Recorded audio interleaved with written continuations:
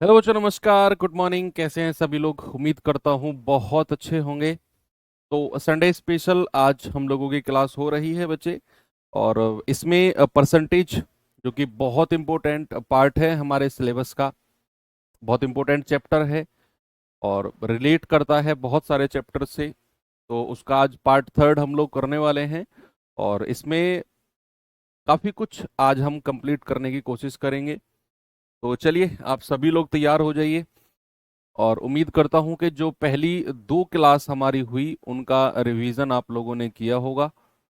First class 1 घंटे की थी शायद, और जो आपकी कल की क्लास थी वो आई थिंक 1.5 घंटे की क्लास थी। तो आज हम लोग काफ़ी कुछ कंप्लीट करेंगे ताकि आने वाले जो वीक है हमारा नेक्स्ट, उसमें एक या दो क्लास में हमारा जो ये परसेंटेज का पार्ट है ये कंप्लीट हो जाएगा। तो मेरा टारगेट है कि जो कमिंग वीक है इसमें आपका प्रॉफिट लॉस डिस्काउंट भी एंड हो जाए।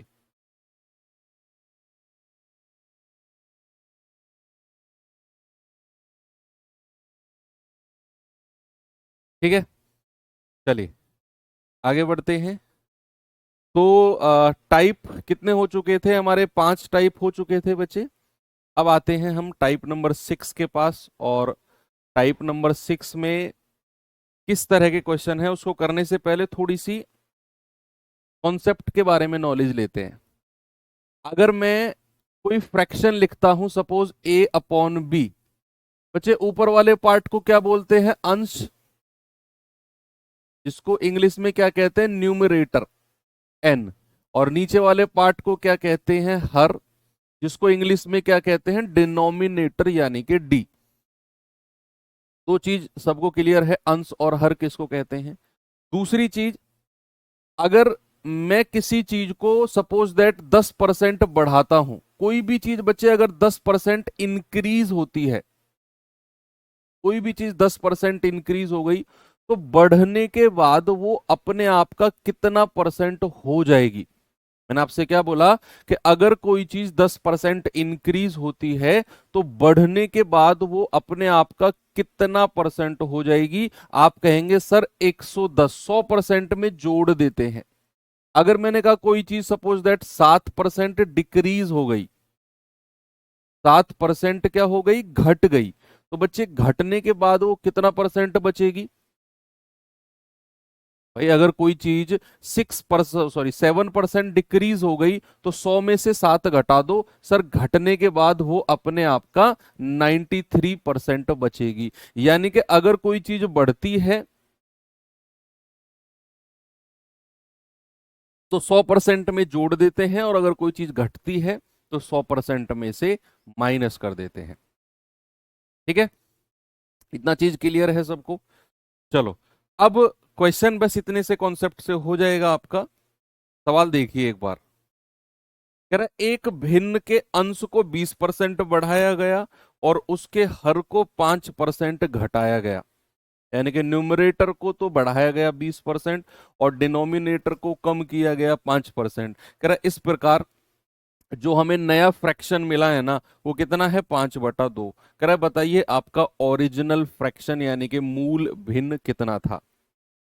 भाई मैं मान के चलता हूं कि मेरा जो ओरिजिनल फ्रैक्शन है ना, वो ए अपॉन बी है। ये मेरा क्या है? मेरा ओरिजिनल फ्रैक्शन, यानी कि मैं कहूंगा मेरा मूल भिन्न है। अब सवाल कहता है कि अगर मैं अंश को 20% बढ़ा दूं, अगर मैं अंश को 20% बढ़ा दूं, तो क्या ये बढ़ने के बाद जो अंश, अंश का मतलब होता है ऊपर वाला पार्ट और हर का मतलब होता है नीचे वाला पार्ट। तो अगर मैं अंश को 20% बढ़ा दूं तो क्या बढ़ने के बाद ये 120% हो जाएगा? हाँ जी। अगर मैं डिनोमिनेटर यानी कि हर को 5% घटा दूं तो क्या ये घटने के बाद केवल और केवल 95% बचेगा? अगर घटाने को कह रहा है तो 100 में से घटा देते हैं, और अगर बढ़ाने को कह रहा है तो 100 में जोड़ देते हैं। तो अब कह रहा है इस प्रकार जो नया फ्रैक्शन हमें मिला है ना, वो कितना है? 5/2। आपसे कह रहा है मूल भिन्न ज्ञात करो, यानी कि ए बटा बी की वैल्यू जल्दी से मुझे बता दो। काटा पीटी करके कितनी आ रही है? आप कहेंगे सर 5 से जाएगा 19 बार और 5 से जाएगा 24 बार। ठीक है, क्रॉस मल्टीप्लाई कर दो, 19 की ऊपर 24 की नीचे। आप कहेंगे ए अपॉन बी कितना हो गया भैया, 19 की 5 में गुणा करेंगे 95 और 24 की 2 में गुणा करेंगे तो 48। क्या आपका जवाब 95 अपॉन 48 बिल्कुल सही है? बढ़े आगे। नेक्स्ट, एक भिन्न है a बटा बी, यदि अंश को 20% बढ़ा दिया जाए और हर को 20% कम कर दिया जाए तो बताइए नई भिन्न जो होगी वो पुराने वाली का कितना गुना हो जाएगी? क्या जवाब होगा? भाई मान के चलो आपकी जो ओरिजिनल फ्रैक्शन है, जो मूल भिन्न है, वो क्या है, a बटा बी। ये आपका ओरिजिनल फ्रैक्शन है, मूल भिन्न है। अब सवाल कहता है कि अंश को 20% बढ़ा दो, तो अगर आपका ए अंश है, 20% बढ़ाया तो कितना हो गया, 120%। कह रहा है डिनोमिनेटर यानी कि हर को 20% कम कर दो, तो आप कहोगे सर डिनोमिनेटर तो बी है, और अगर मैं 20% कम कर रहा हूं तो मैं तो 80% कर रहा हूं। तो जरा आप मुझे बताना ये काटा पीटी करके क्या मिलेगा यहां से आपको। आप कहेंगे सर 40 दूनी 80 और 40 तिया 120, यानी कि मुझे मिल गया 3/2। भाई 3/2, और ये है आपका a बटा बी। आपसे सवाल ने क्या पूछा जरा देखना, आपसे कह रहे कि जो नया भिन्न है ना, नया भिन्न कितना आया है, 3/2 गुणा a बटा बी। कह रहा है पुराने भिन्न का कितना गुना है। पुराना भिन्न कितना है मेरा, a बटे बी, यानी कि ये मेरा पुराना भिन्न है, तो इसका कितने गुना मिला? आप कहेंगे सर 3/2 गुना मिला है, ऑप्शन नंबर डी। कितने गुना, 3/2। भाई आपने अंश को 20% बढ़ाया, आपने हर को 20% कम किया, काटा, तो ये आ गया 3/2 और a बटा बी। यानी कि मेरा जो ओरिजिनल फ्रैक्शन, मेरा जो मूल भिन्न था, वो था a बटे बी, और उसका कितने गुना मिला हमें, 3/2 गुना मिल गया, जो मेरा नया भिन्न है। That is option number D. Okay,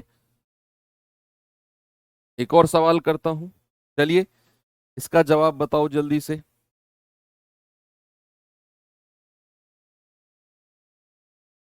बताएंगे सभी बच्चे इसका जवाब?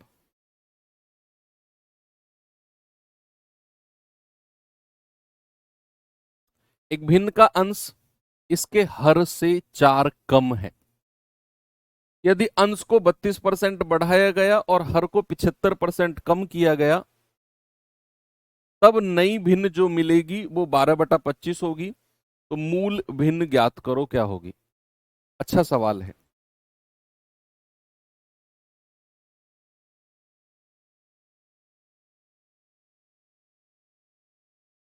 करिए।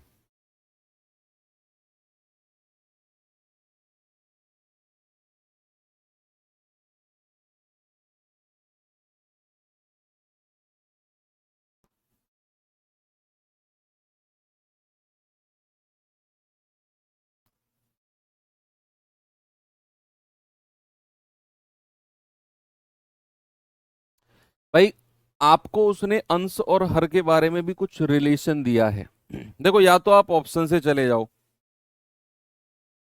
ऑप्शन से अगर आप जाते हैं तो मेरे हिसाब से बेस्ट तरीका है, बेस्ट है।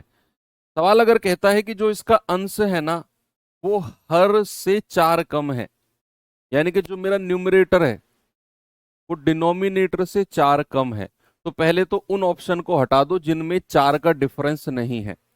तो यहां भी 4 का डिफरेंस, यहां भी और यहां भी, तो किसी को नहीं हटा सकते, सब में 4 का डिफरेंस है।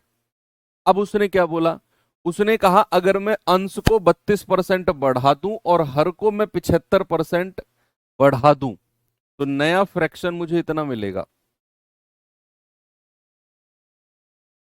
बात तो सही है। तो क्या मैं ये कह सकता हूं बच्चे,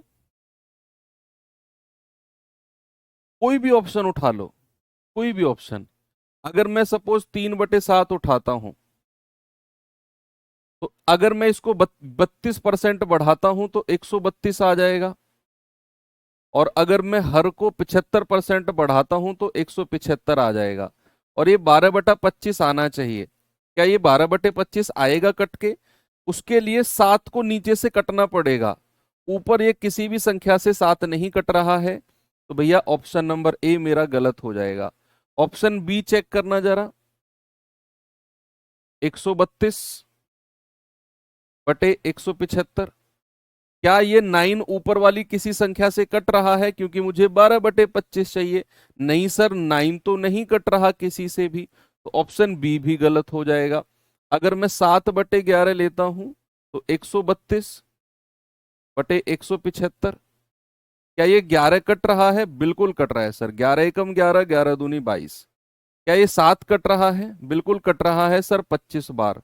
तो हमारा फ्रैक्शन कितना आ गया? 12/25। और सवाल के अकॉर्डिंग भी कितना आना चाहिए? सवाल के अकॉर्डिंग भी 12/25 आना चाहिए। यानी कि मेरा ऑप्शन नंबर सी बिल्कुल करेक्ट हो जाएगा, अगर आप ऑप्शन के थ्रू जाते हैं तो।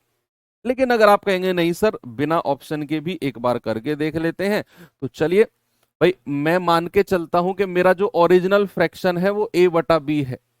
ऊपर वाला पार्ट अंश और नीचे वाला पार्ट हर। अब सवाल कहता है कि भाई साहब, जो अंश है ना वो हर से 4 कम है। यानी कि अगर मैं सपोज दैट हर को मान लेता हूं r, या हर को b ही मान लो, b है तो b ही मान लो, तो जो अंश होगा वो हर से 4 कम होगा। यानी कि एक ही जगह आप लिख सकते हो b-4। क्या लिख सकते हो बच्चा? b-4। किसी को कोई समस्या है? उसने बोला है ना कि जो अंश है वो हर से 4 कम है, तो हर अगर b है डिनोमिनेटर, तो जो न्यूमरेटर होगा वो b-4 होगा। हर से 4 कम कर दो, यानी कि मेरा फ्रैक्शन हो गया अब b-4/b। अब सवाल कहता है कि अंश को तो 32% बढ़ाओ, तो बढ़ने के बाद कितना हो जाएगा? 132%। और जो डिनोमिनेटर है, जो हर है, उसको 75% बढ़ाओ, तो बढ़ाने के बाद कितना हो जाएगा भैया? वो हो जाएगा 175%। और इस प्रकार नया फ्रैक्शन कितना मिलेगा? 12/25। अब आप इसे सॉल्व कर लो और यहां से b की वैल्यू निकाल लेना। जैसे ही b की वैल्यू आ जाएगी तो उसमें से 4 घटा देना, वो a की वैल्यू आ जाएगी। अगर आप इसे डिटेल में जाना चाहते हो तो कर लीजिए भाई सॉल्व इसे। देखो, 25 से जाएगा 25×7=175, परसेंटेज से तो परसेंटेज काट दो। अब ये जाएगा 12 से जाएगा 12 एकम 12, 12 एकम 12। अब ये जाएगा b-4/b, बराबर ये 7 ऊपर चला जाएगा और ये 11 नीचे आ जाएगा। ठीक है, या ऐसे भी मत करो, अंदर ही मल्टीप्लाई कर दो, ये उसको उधर ले जाओ। ये आ जाएगा 11b -11×4 = 44, बराबर ये 7b उधर चला जाएगा। अब क्या करो, 44 को उधर ले जाओ, 7b को इधर ले जाओ, तो 11 में से 7 गया, 4b बराबर 44। 4 से कटेगा b, कितना आ गया? 11। अब b जैसे ही 11 आया तो a कितना हो जाएगा? b-4, दैट इज 11-4, यानी कि 7। तो आपका ओरिजिनल फ्रैक्शन क्या रहा होगा? a/b, यानी कि 7/11। क्या मिल गया आपको ओरिजिनल फ्रैक्शन? 7/11। अगर आप डिटेल में जाना चाहते हैं तो इस तरीके से जा सकते हैं, कोई प्रॉब्लम नहीं है। ठीक है बच्चे, इस तरीके से, नहीं तो फिर ऑप्शन वाला तो बेस्ट मैं मानता हूं। आगे बढ़ूं?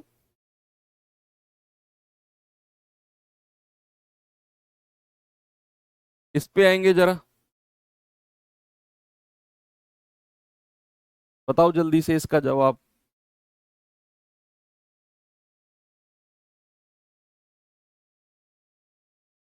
कह रहा है, एक भिन्न के अंश के दोगुने को 20% से अधिक कर दिया गया। अंश के दोगुने को 20% से अधिक कर दिया गया और हर के 3 गुने का 30% कम कर दिया गया, तो नया फ्रैक्शन 16/21 हो जाएगा। 16/21 का भी 24% हो जाएगा। मूल भिन्न क्या है? ये अच्छा सवाल है।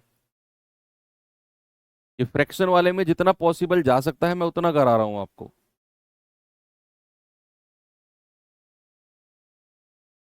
देखो, कह रहा है कि भिन्न के अंश के, ओरिजिनल फ्रैक्शन मान के चलो a/b, अब सवाल कहता है कि अंश के दोगुने को 20% बढ़ा दो, तो अंश का दोगुना करोगे तो 2a, और इसको अगर 20% बढ़ाओगे तो बच्चा कितना कर दोगे, 120%। ओके, कह रहा है हर के 3 गुने का, तो डिनोमिनेटर का 3 गुना हो गया 3a, और अगर इसको 30% से कम करोगे तो कितना कर दोगे, 70%, 100 में से घटा दोगे। कह रहा है इस प्रकार जो नया फ्रैक्शन आ गया है भाई साहब वो 16/21 आ गया है। a/b निकाल दो, ओरिजिनल फ्रैक्शन यहां से 16/21 का भी 24%, सॉरी 16/21 का भी 24% है, गुणा 24/100। तो ओरिजिनल फ्रैक्शन कैलकुलेट करके जल्दी से बता दो भाई। परसेंट जीरो से परसेंट जीरो उड़ा दिया आपने। ओके, 12 से काटेंगे, 12 दूनी 24, वेरी गुड। 7 से काटेंगे, 7 तिया 21, बहुत अच्छे। ये 2 से 2 को काट दो, और ये 3 से 3 को काट दो। इधर कुछ नहीं बचा, इधर a अब बटा b बचा है केवल। उधर कितना आ गया, 16 और बटा 100। तो 4 से कटेगा, 4 चौक 16, और 4 से कटेगा 25 बार। यानी कि मेरा जो ओरिजिनल फ्रैक्शन है वो कितना रहा होगा, वो रहा होगा बच्चा 4/25।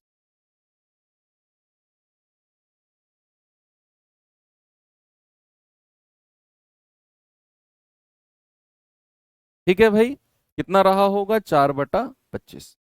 आगे बढ़ू, चलो एक सवाल अब मैं आपको देता हूं। ये आपको खुद से करना है, बिल्कुल सेम पिछले क्वेश्चन की तरह है।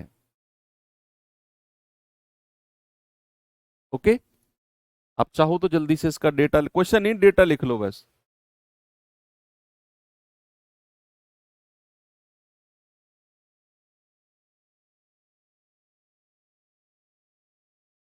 ओके, आगे बढ़े।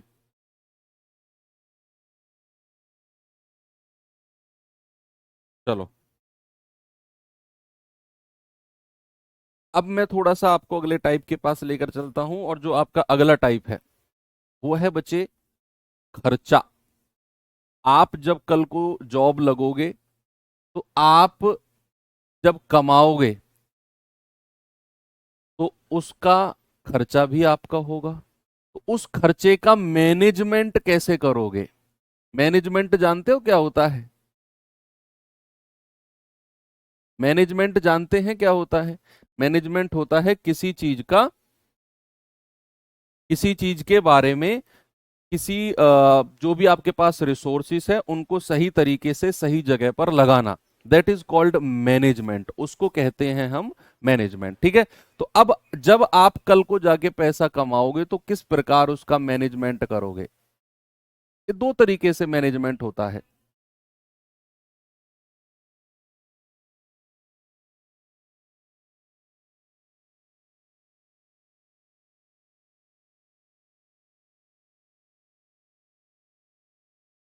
ठीक है, तो किस प्रकार एक तरह सर पैसा तो आने दो, मैनेजमेंट हो जाएगा अपने आप।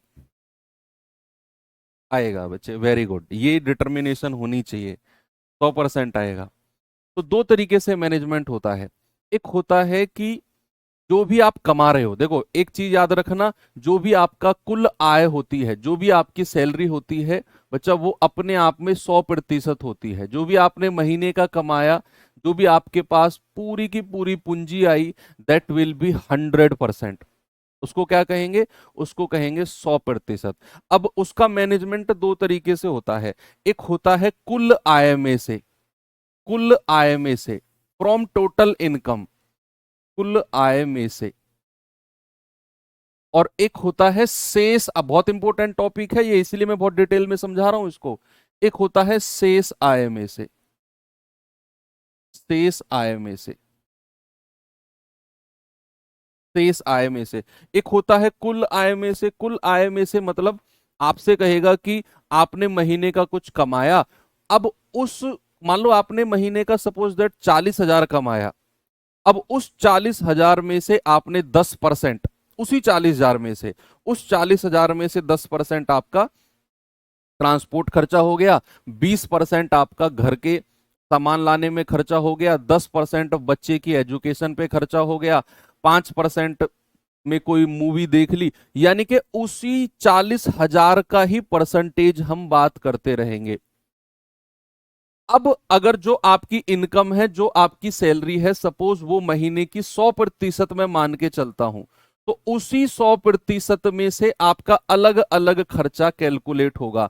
मान लो ये किराए पर, रेंट पर खर्चा दिखा देगा, मान लो एक आपका दिखा देगा किस पर, ट्रांसपोर्ट पर दिखा देगा, ट्रांसपोर्ट पर दिखा देगा, फिर दिखा देगा बच्चे की एजुकेशन पर, फिर दिखा देगा कुछ खर्चा दिखा देगा घर की ग्रोसरी पर, घर की ग्रोसरी पर दिखा देगा सामान लाने में, कहेगा कि भैया रेंट पे 10% खर्चा हो गया, ट्रांसपोर्ट पर 10% हो गया, बच्चे की एजुकेशन पे 5% हो गया, 30% ग्रोसरी पर हो गया। यानी कि इसी 100% से कैलकुलेशन होगी, सेम 100% से। तो उस केस में आपको क्या करना है, उस केस में जब आप कुल खर्चे निकालने जाओगे ना, टोटल खर्चा, कुल खर्चा कितना है, तो आप इन सारे परसेंटेज को सीधा सीधा जोड़ दोगे। 10 और 10 20 और 5 25, 25 और 30 कितना हो गया, 55%। यानी कि आपने अगर 100% कमाया तो उसका 55% आपने खर्चा कर दिया। तो भैया आपकी बचत कितनी रही होगी, आपकी बचत रही होगी 100 माइनस 55, यानी कि 45% आपकी बचत रही होगी। क्या बात सही है? यानी कि जब भी आपका कुल आय में से खर्चे की बात करेगा तो इस तरीके से आपने डिस्ट्रीब्यूट करना है।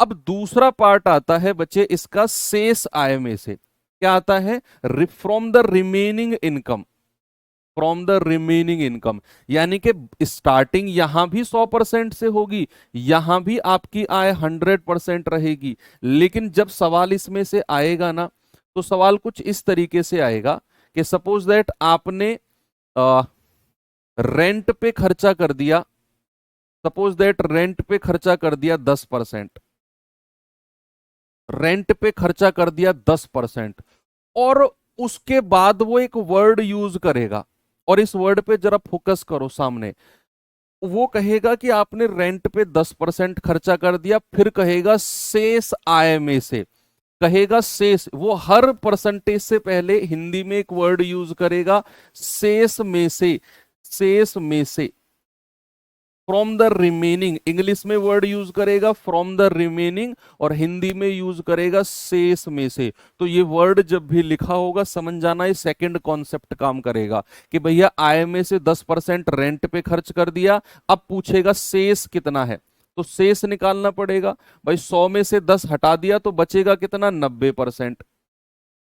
कितना बचेगा, 90%।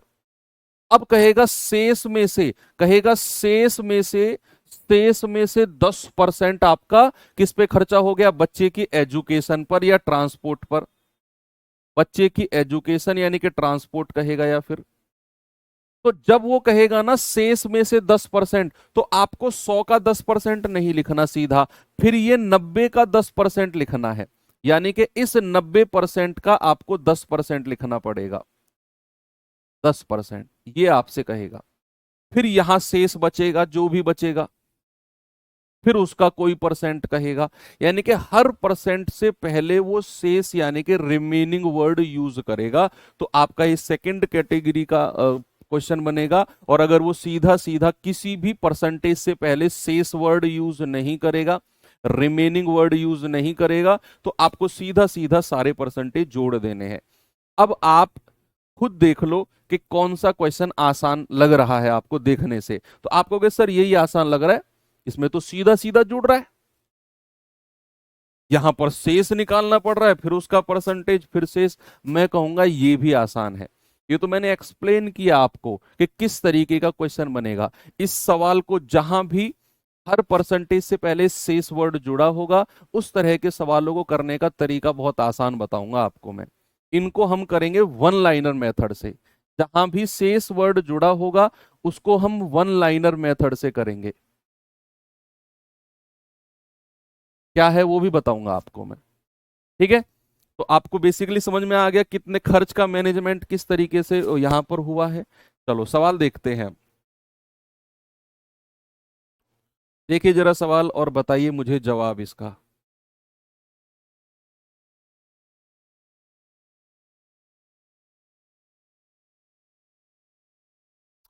सवाल है कि हेनरी एक कंपनी में काम कर रहा है, उसके मासिक वेतन में से 25% किराए के रूप में, 15% बच्चों की शिक्षा पर, 18% अन्य मदों पर खर्चा हुआ। उसके बाद जो बचा उसका वो 7,560 रुपए है। उसका मासिक वेतन कितना है? आपने बच्चे बस एक चीज देखनी है, क्या किसी भी परसेंटेज से पहले शेष वर्ड जुड़ा हुआ है?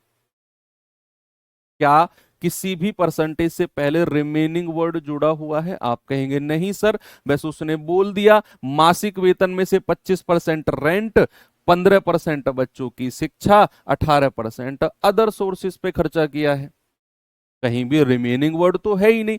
तो अगर रिमेनिंग वर्ड या शेष वर्ड नहीं है और आप कुल खर्चा निकालने जा रहे हो, तो सारे के सारे परसेंटेज को जोड़ दो। 25 प्लस 15 प्लस 18 कितना आ गया बच्चे? 58%। तो यहां पर उसकी बचत कितनी हो जाएगी भाई? अगर 58% खर्चा है तो 100 में से 58 माइनस कर दो सर, 42% बचत होगी। क्या होगी मेरे भाई? 42% बचत। और सवाल तो कह रहा है 7560 रुपए बचत है, तो 42% की वैल्यू कितनी आ जाएगी? 7560 रुपया। 7560। तो 1% कितना आएगा? 7560/42। 21 दूनी 42, 21 तिया 63, 21 छिक्के 126, जीरो। 2 से कटेगा 180 बार। तो 100% की वैल्यू कितनी हो जाएगी? 100% की वैल्यू हो जाएगी 180 गुणा 100। और आपका जवाब आएगा बच्चा 18,000 रुपया। और 100% क्या होता है? 100% ही आय होती है, यहीं पे मैंने आपको बताया है। और उसने उसकी मंथली इनकम यानी कि सैलरी पूछी है, तो आपका जवाब हो जाएगा 18,000 रुपये कमा रहा है वो। बड़े आराम से निकाल दिया। एक और सवाल दूं? चलिए, वन मोर क्वेश्चन। देखिए बच्चे इसको, बस ये देखना है क्या परसेंटेज से पहले रिमेनिंग वर्ड जुड़ा हुआ है। नहीं है तो सारा खर्चा निकालने के लिए सारे परसेंटेज को सीधा सीधा जोड़ दो। ये मैंने रामबाण सीरीज में भी कराई है क्लास, अगर आपने देखा होगा यूट्यूब पर। वहां कराई है तो समझ जाओ इंपॉर्टेंट है फिर।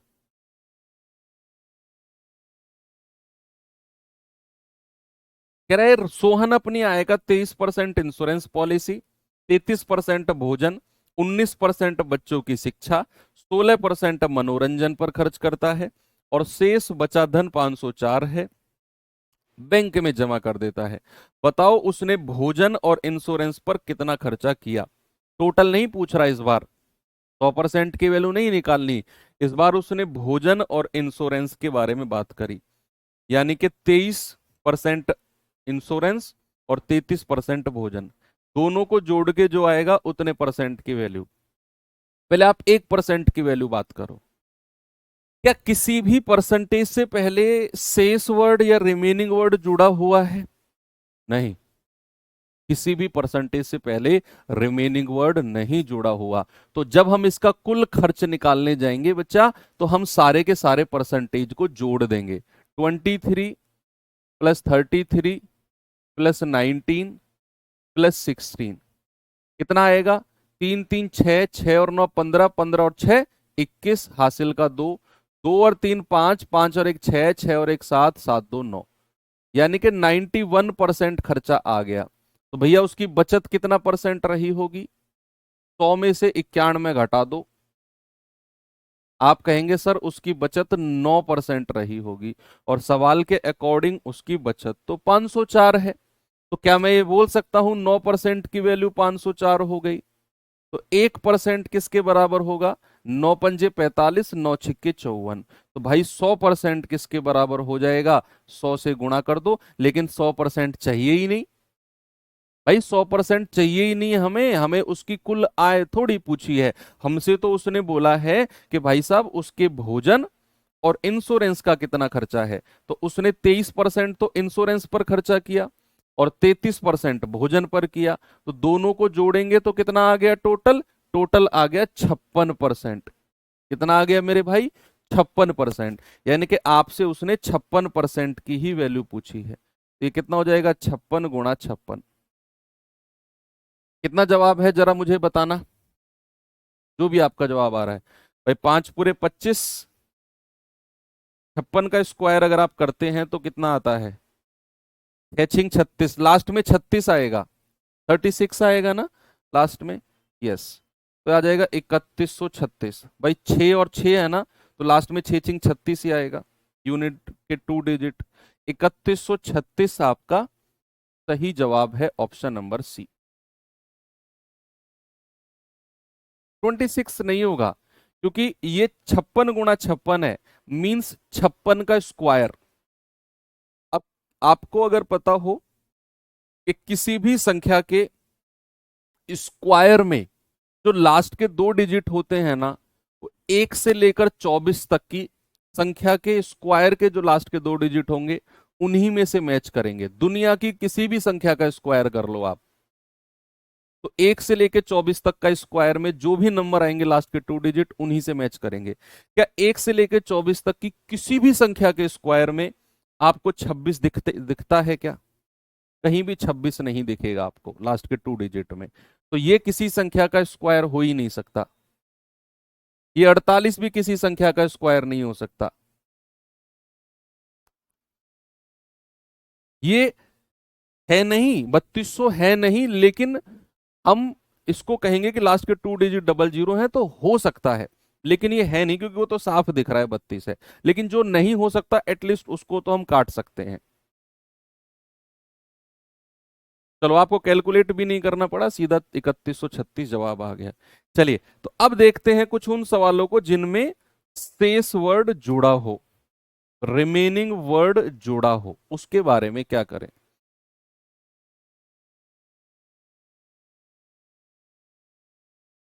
कह रहा है एक आदमी अपने मासिक आय का 20% किराए पर, शेष का 45% कपड़ों पर खर्च करता है। कह रहा है शेष आय बचाता है, अगर उसकी मासिक बचत 308 रुपए है तो वेतन कितना होगा।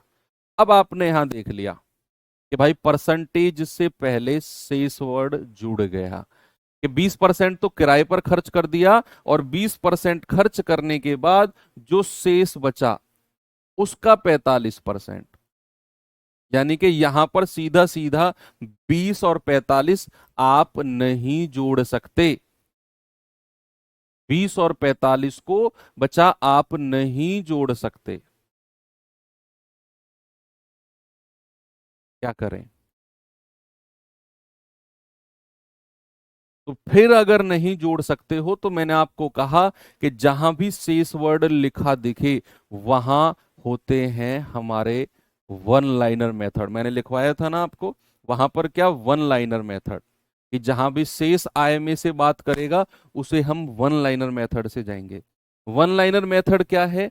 आप मान के चलो कि उसकी जो मासिक आय है ना वो ए है, मान लो, वही आपसे उसने पूछी है मासिक वेतन। तो मान लिया आपने उसकी जो मासिक वेतन है या मासिक आय है वो ए रुपया है। अब अगर उसका मासिक वेतन ए रुपया है तो यहां पर लिख दो। अब समझते रहे ना बच्चा, सामने देखो, अगर उसने 20% किराए पर खर्च कर दिया तो बचाया कितना होगा, शेष कितना बचा होगा। मान लो आपके पास 100% रुपया है, आप 20% किराए पर खर्च कर देते हो, तो कितना परसेंट बचता है आपके पास? सर 100 में से 20 घटा दो, 80% बचेगा।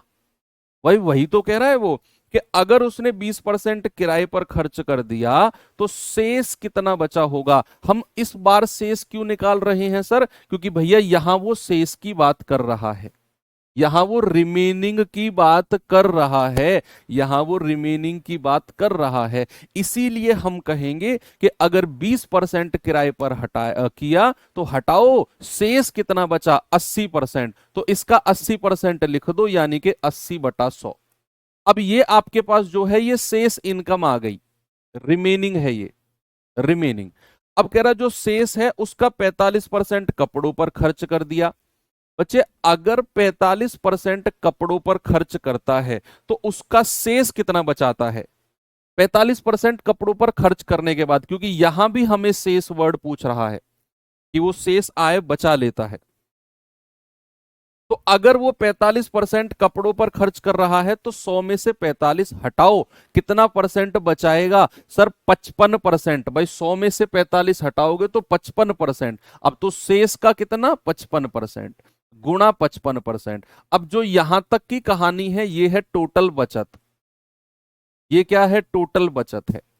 भाई जब हमने आय का 80% निकाला यानी कि 20% हटा दिया, तो जो आय का 80% था वो था रिमेनिंग इनकम, किराया हटाने के बाद। अब उसने कहा जो शेष है उसका 45% कपड़ों पर खर्च कर दिया, तो 100 में से 45 हटाओ, कितना? 55%। तो जब आप इसका भी 55% निकालोगे तो ये आ जाएगी आपकी टोटल बचत। और कह रहे हैं कि भैया उसकी बचत तो कितनी है? 308, यानी कि बराबर 308। बस कैलकुलेट करके एक ही वैल्यू निकाल दो, यही वन लाइनर मेथड है। जल्दी से बताओ, 100% में से सारे को हटाते रहते हैं बस। जिस भी परसेंटेज से पहले शेष वर्ड जुड़ा होगा उसे 100 में से घटाकर शेष लिखते रहेंगे। तो कितना आएगा जरा बताना? 20, 11 से जाएगा, 11 पंजे 55, 11 पंजे 55, 11 दूनी 22, 11 अट्ठे 88, 20 चौको 80, 20 पंजे 100, 5 से 5 गया, 4 से जाएगा 4 सत्तू 28, और ये 100 की गुणा उधर कर दो तो ए बराबर कितना हो गया? 700। यानी कि उसका मासिक वेतन कितना है बच्चा? उसका मासिक वेतन है 700 रुपए। ये है वो जब आपका शेष वर्ड जुड़ा हो। तो इस तरीके से आपने वन लाइनर मेथड का यूज करना है। नहीं, बहुत सारे बच्चे क्या सोच रहे हैं कि 80% में से 45 घटाना है। ऐसा नहीं करना बच्चा। 80% में से 45 नहीं घटाना। 80%, ये 45% तो 100 में से ही घटाना है। 55%, वो 55% निकालना है 80 का। वो 55% निकालना है 80 का। यही तो प्रॉब्लम है भाई। जैसे फॉर सपोज ये डाउट मैं आपका क्लियर करता हूं। मान के चलो आपकी सैलरी है 100%, समझना। आपकी इनकम कितनी है? 100%। आपने जो है वो 10% खर्च कर दिया। आपने 10% खर्च कर दिया तो बचाया कितना होगा फिर? शेष कितना बचा होगा आपके पास? आप कहेंगे 100 में से 10 घटा दो सर, 90% बचा होगा। अब मैं कह रहा हूं जो शेष आपके पास बचा है ना, जो शेष आपके पास बचा है उस शेष का 95%, 95% आपने कर्ज में या कर्ज किसी का चुकता कर दिया। 95%। तो अब आप क्या इस 95 को 90 में से घटाओगे? तो आपके पास शेष कितना बचेगा? ये लाइन समझो आप। मैंने आपसे क्या बोला? 100% इनकम थी, 10% खर्चा कर दिया, 90% बचा।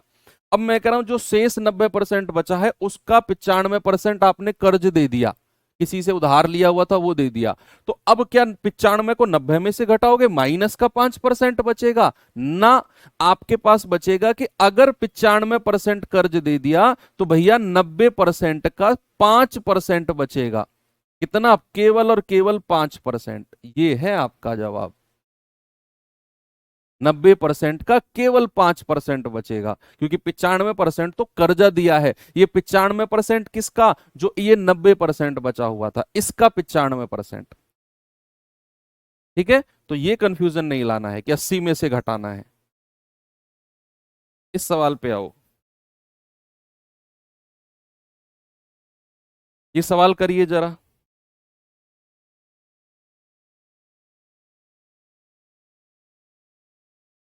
सवाल है, अरुण अपनी मासिक आय का 30% राशन पर, ओके, शेष धनराशि का 20% किराए पर, ओके, शेष का 45% बच्चों की शिक्षा पर और अन्य मदों पर खर्च करता है, ओके। यदि एक महीने में 5544 बचाता है तो बताओ किराए पर कितना पैसा खर्च किया? किराए पर। ये अच्छा क्वेश्चन है। यहां पर आप देख रहे हो हर परसेंटेज से पहले रिमेनिंग वर्ड जुड़ा हुआ है। हर परसेंटेज से पहले रिमेनिंग वर्ड जुड़ा हुआ है। आपको सबसे पहले 1% की वैल्यू निकालनी है। और ये वन लाइनर मेथड से होगा, ये वन लाइनर से होगा क्योंकि हर परसेंटेज से पहले शेष का 20% और शेष का 45% लिखा हुआ है। तो सबसे पहले वन लाइनर मेथड यूज करो क्योंकि ये सेकंड टाइप का क्वेश्चन है, और फिर उसका 1% की वैल्यू बताओ। वहां से 100% नहीं निकालना, वहां से कुछ और पूछा उसने, किराए पर कितना पैसा खर्चा किया, वो भी निकालेंगे, देखेंगे कैसे निकालना है उसे। बताओ भैया, मान के चलो उसकी मासिक आय ₹A है, मासिक आय कितनी है? ₹A। अब सवाल कहता है कि भैया उसने 30% राशन पर खर्च कर दिया। अगर 30% राशन पर खर्च कर दिया तो बचाया कितना होगा, या फिर शेष कितना बचा होगा, या रिमेनिंग कितना होगा? अगर 30% वो ग्रोसरी पर खर्च करता है तो क्या 70% शेष बचा होगा पैसा? भाई खर्चा जो है उसको हटाते जाओ, तो 30% वहां हटा दो तो बचेगा कितना? 70%।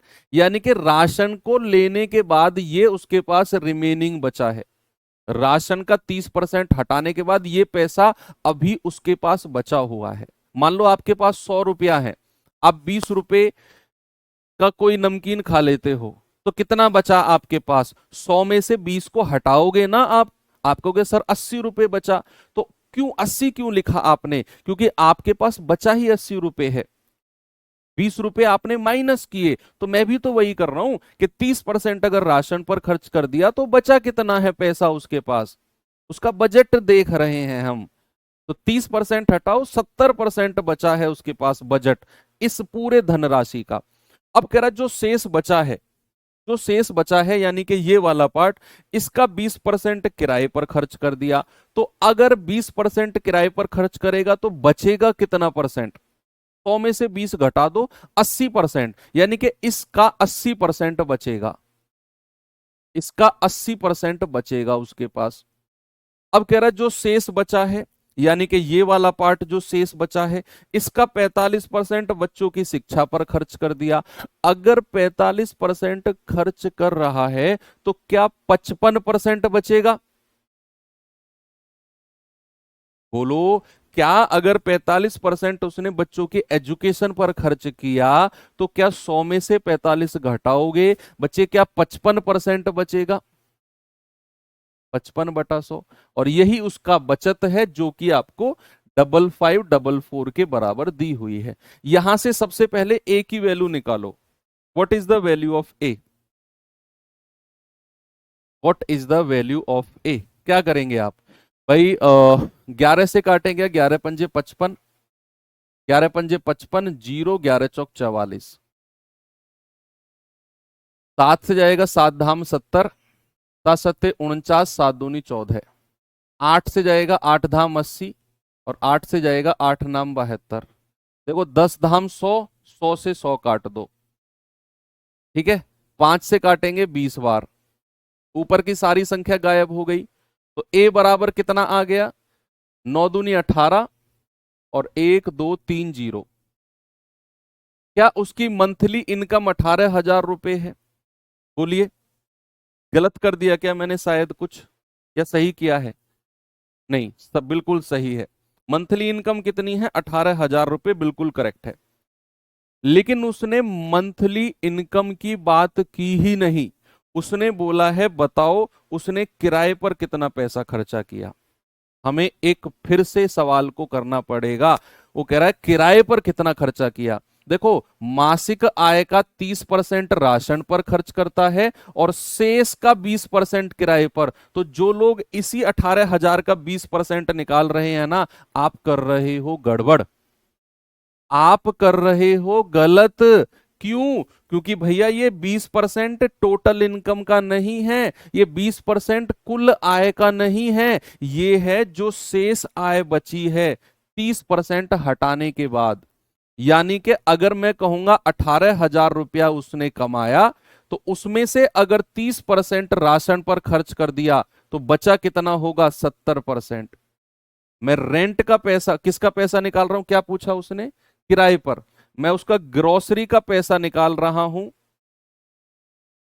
18,000 में से 30% हटा दो, 70% बचा। अब ये जो शेष बचा है, इस शेष धनराशि का 20% किराए पर है, इसका 20% निकालना है आपको। ये आएगा रेंट का पैसा, ये आएगा आपका रेंट का पैसा। कि 30% राशन ग्रोसरी का पैसा हटा दिया आपने 18,000 में से, 70% बचा। इस 70% का 20% जो है वो किराए पर खर्चा है, तो 20% निकाल दिया, ये आपका रेंट आया। ये क्या आया आपका? रेंट आया। काटापीटी करके बता दो मुझे। 3 और 1 4 जीरो से 4 जीरो गया, 18 सत्ते 126 गुणा 20, ये आ जाएगा 252 जीरो। तो भाई रेंट पर कितना खर्चा है? 2520 रुपए है, ऑप्शन नंबर सी। ठीक है, 70%, 100 में से 30 घटाने पर आया। ओके, एक और सवाल दूं ऐसा ही।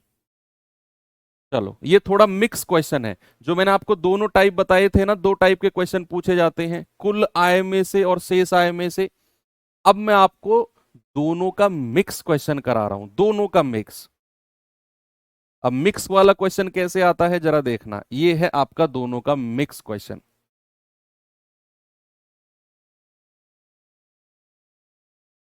एक बार पढ़ो वैसा आराम से, फिर मैं समझाता हूं और कराता हूं ऐसे।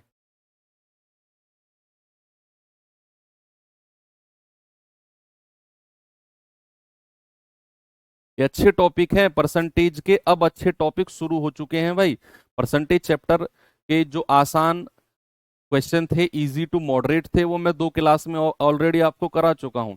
अब बहुत अच्छे अच्छे लेवल के क्वेश्चन आएंगे। अभी तो चुनाव इलेक्शन वाले क्वेश्चन भी आएंगे। अभी तो आपको और भी खर्चे वाले क्वेश्चन आएंगे, कितना परसेंट खर्चा करता है, खर्च इतना बढ़ गया, बचत इतनी बढ़ गई। अभी तो वो सवाल भी आएंगे। मतलब कई 2-3 टाइप हैं जो अच्छे अच्छे हैं परसेंटेज में।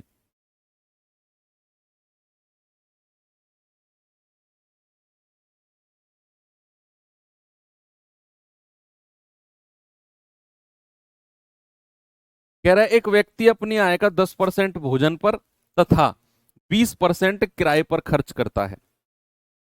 शेष का 15% यातायात पर, 10% दवाई पर खर्च करता है।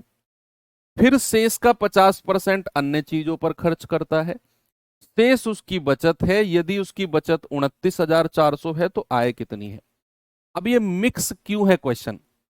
सर अब छोड़ दो प्लीज, जाओ भाई, मैंने कहां पकड़ रखा है तुम्हें? 45 मिनट में ही छोड़ दूं? जाओ, भाग जाओ भाई, जिसको जाना है प्लीज। पर ये डिस्टरबेंस मत करो, छोड़ दो। जिसको जाना है जाओ, कंपटीशन कम करो यार। काबिल लोगों को लगने दो दिल्ली पुलिस। एक ऐसी नौकरी थोड़ी है 40-40 मिनट में पढ़कर लगने वाली नौकरी थोड़ी है दिल्ली पुलिस। जाओ आप लोग, भीड़ कम करो। सुनो, एक व्यक्ति अपनी आय का 10% भोजन और 20% किराए पर खर्च करता है। यहां से लेकर यहां तक का सवाल पढ़ो जरा, यहां से लेकर यहां तक का। क्या किसी भी परसेंटेज से पहले शेष वर्ड जुड़ा था?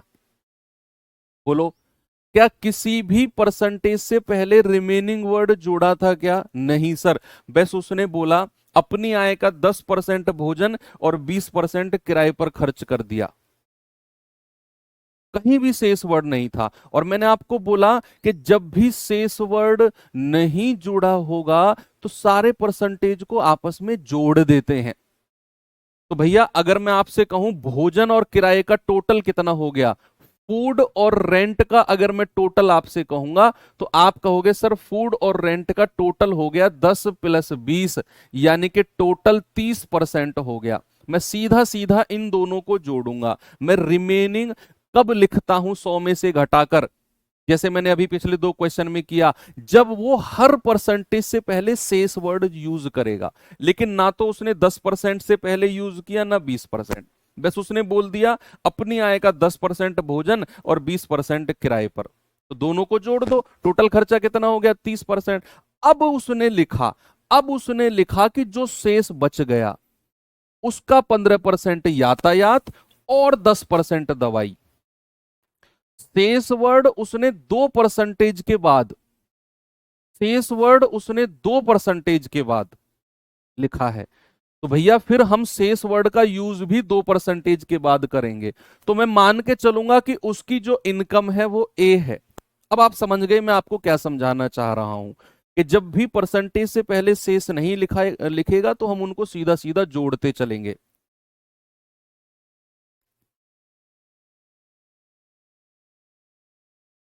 बात समझ रहे हो? तो आप मुझे बताओ, अगर मैं उसकी आय को ए मान लूं, तो अगर उसने भोजन और 20% किराए पर खर्चा किया तो टोटल खर्चा कितना हो गया यहां? 20 और 10, 30%। हमें चाहिए शेष। तो 100 में से अगर आप 30 घटाओगे तो शेष कितना बचेगा? 70%। भाई 100 में से ये दोनों का योग यानी कि 30% हटा दो, आप कहोगे सर बचेगा 70% बचेगा। हमने शेष वर्ड क्यों निकाला? हमने, क्योंकि हमसे वो कह रहा है कि 10 और 20% खर्च करने के बाद जो शेष बचा, जो शेष बचा, जो रिमेनिंग बचा, इसीलिए मैंने इन दोनों को जोड़ा 30 और 100 में से 30 घटाया 70 लिखा। क्यों? क्योंकि मुझे शेष चाहिए था। अब कह रहा है जो शेष बचा है ना, उसका 10% यातायात और 10% दवाई, यानी कि ट्रांसपोर्ट और मेडिसिन पर कितना खर्चा है? 15 और 10, 25%। तो जो रिमेनिंग, जो शेष बचा है ना, जो रिमेनिंग बचा है यानी कि ये वाला पार्ट, इसका 15% ट्रांसपोर्ट और 10% दवाई, तो टोटल कितना हो गया? 25%। तो अगर 25% ट्रांसपोर्ट और दवाई पर खर्च कर दिया तो बचाया कितना होगा? शेष कितना होगा? 100 में से 25 घटा दो सर, 75% बचा होगा। क्योंकि क्यों निकाला 75% 100 में से घटा के? क्योंकि बच्चे उसने वर्ड यूज किया है शेष। उसने बोला है कि शेष का 15% और 10% खर्च करने के बाद जो शेष बचा है, इसीलिए मैंने 15 और 10 25 को 100 में से घटाया है, वो शेष लिखा है, क्योंकि वो कह रहा है शेष का 50% अन्य चीजों पर खर्चा हुआ। तो बचा कितना होगा? 100 में से 50 घटा दो सर, 50% ही बचा होगा। ये उसकी फाइनल बचत हो गई। ये क्या है? उसकी फाइनल सेविंग है, बचत है। और ये किसके बराबर हो जाएगी बच्चा? ये हो जाएगी 29,400 के। ये बहुत अच्छा सवाल है, मिक्स क्वेश्चन है ये। जो दो टाइप के क्वेश्चन बनते हैं, दोनों टाइप का मिक्स क्वेश्चन रख दिया मैंने, कि जब भी परसेंटेज से पहले शेष वर्ड नहीं जुड़ा होगा सीधा सीधा जोड़ते रहेंगे। कि 10% भोजन, 20% किराया, टोटल 30%। कह रहे शेष का, यानी कि 100 में से 30 घटा दो, 70% बचेगा। तो शेष का 15% यातायात, 10% दवाई, टोटल कितना हो गया? 25%। वो कह रहा है शेष का, तो इसीलिए 100 में से 25 घटा दो, 75% बचेगा शेष। कह रहा है शेष का 50% खर्च कर दिया, तो बचा कितना होगा? 100 में से 50 घटा दो, 50%, बराबर 29,400। बस यहां से आप इसका एक ही वैल्यू निकाल दो, आपका जवाब आपको मिल जाएगा। जल्दी से काटा पीटी करके बताओ मुझे। तो आप कहोगे सर 50 दूनी 100, 25 तिया 75, 25 चौकू 100, जीरो से जीरो गया, 7 से जाएगा 7 चौके 28, 7 दूनी 14, जीरो जीरो, 3 से जाएगा 1400 बार। क्या ऊपर कुछ बचा है इधर? अब नहीं। नीचे का 4 दूनी 8 की गुणा उधर कर दो, तो 4 दूनी 8 की गुणा उधर करेंगे तो 14 अट्ठे कितना होता है बच्चा? 112। यानी कि उसकी सैलरी कितनी है मेरे भाई? 11,000। और सॉरी, एक जीरो अभी ये भी बचा हुआ था, इसकी भी गुणा होगी, 80 की गुणा करेंगे ना, 4 दूनी 8 धाम 80 की, तो ये आ जाएगा आपका 1,12,000। ऑप्शन नंबर बी हमारा सही है। ठीक है, आगे बढ़ू।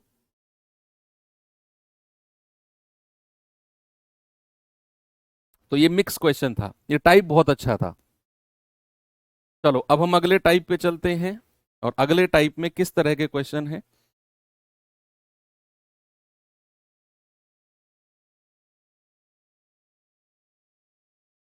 देखो, एक फॉर्मूला होता है कीमत। कीमत को खपत से अगर आप गुणा करते हो तो आपको खर्चा मिलता है। इंग्लिश में क्या बोलते हैं कि अगर आप प्राइस को शॉर्ट फॉर्म में पी बोलते हैं, अगर आप कंजप्शन से गुणा करते हो,